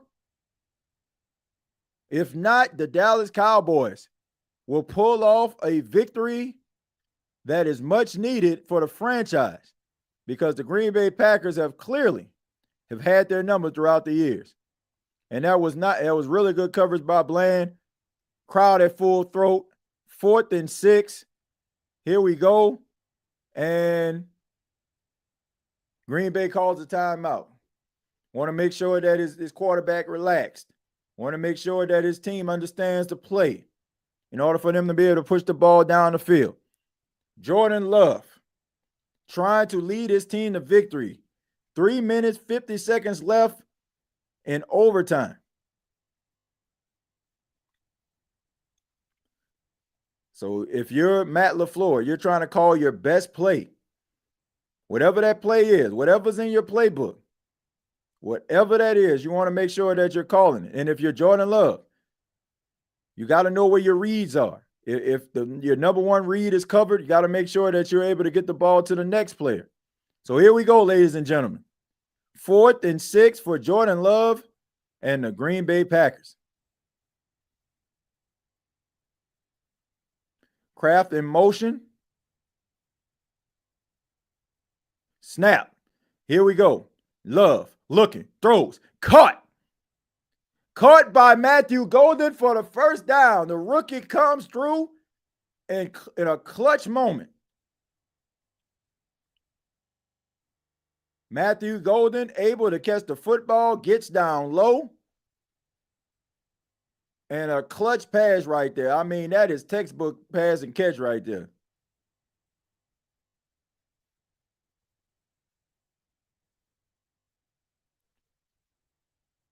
Golden in motion.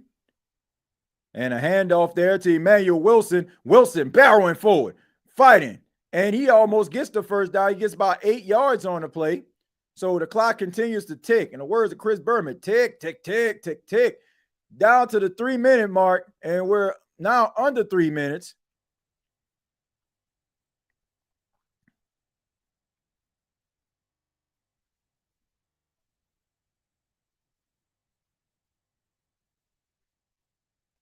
So 2nd and 1, 2 minutes and 42 seconds left. If you're the Green Bay Packers, all you have to do is at least kick a field goal here. I mean, this game could possibly end in a tie. Here we go. Here's the handoff. This is to Emmanuel Wilson. Emmanuel Wilson cutting up the field, fighting, scratching, clawing, gets down to the 40-yard line. And right now, the defense of the Cowboys are on their heels. And if they're running this ball effectively, ladies and gentlemen, this sets up a big play action pass down the field that could possibly win this football game. So I think they're going to go ahead and bring this into the 2-minute warning of overtime.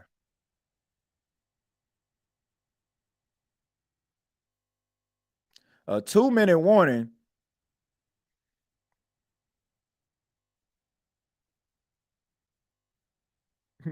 Dalton said rigged. That was PI. I don't know if that was PI, man. I think they both were kind of fighting for a position. So I like the fact that they didn't call the PI there. So I didn't have an issue with that. I didn't have an issue with them not calling that PI. I think it was pretty much bang. Both guys were fighting for position.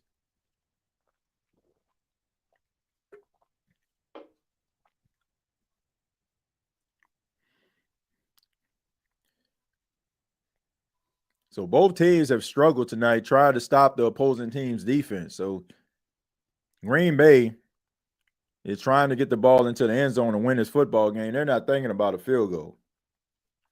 They're not thinking about a field goal at all. I don't know how a tie helps you in this regard. I don't know how a tie helps you. Like both teams just walk away, oh, it's a tie. I do think that in the NFL need to maybe follow the format of overtime like college football does, where, you have to have a winner. Like, they'll probably start off, each team get an opportunity to possess the ball, and then they'll have to go for two. I do think they may need to, follow that type of format. But I guess they, looking at it from, time restrictions and stuff like that. And I guess, the punishment that these guys absorb. But if you want a definitive winner, you got to be able to adjust. All right, 1st and 10 for the Green Bay Packers. After the 2-minute warning, Emmanuel Wilson shifts from left to right. Jordan Love looking, throws, and that pass is caught by Wicks. Wicks able to get around a corner, and he's able to get down the field, got the first down and more, and Wicks making it happen.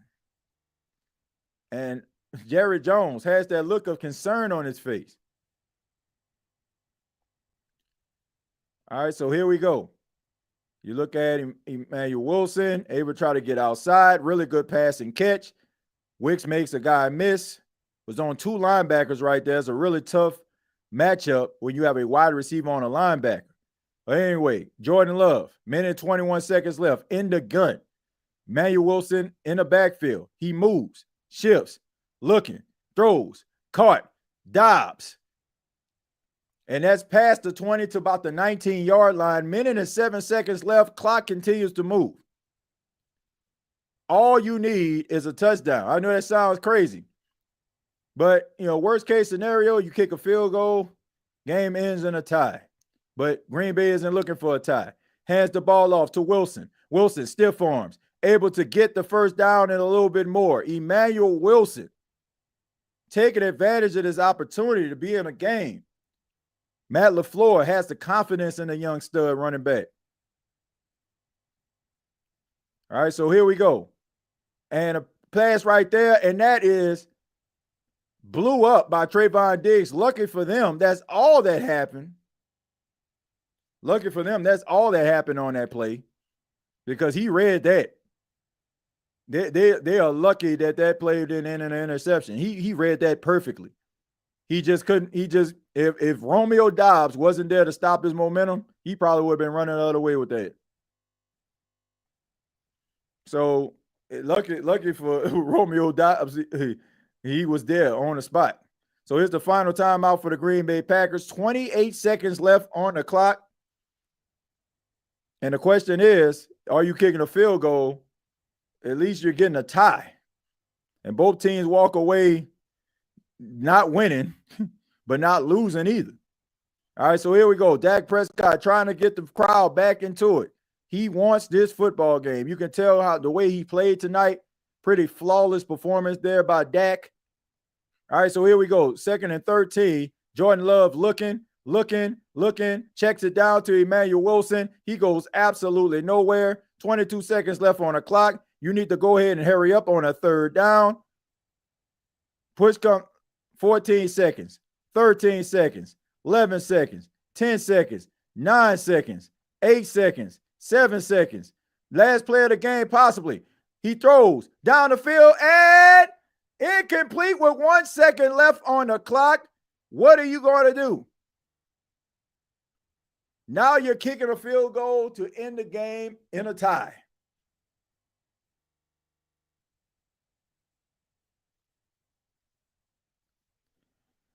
And Jordan Love is having a conversation with Matt LaFleur because I'm wondering what in God's name is taking you all so long.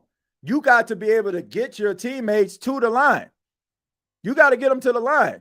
It wasn't enough sense of urgency on that play. And luckily, okay, snap, placement, kick on the way, and it is good. So, ladies and gentlemen, this game ends in a tie.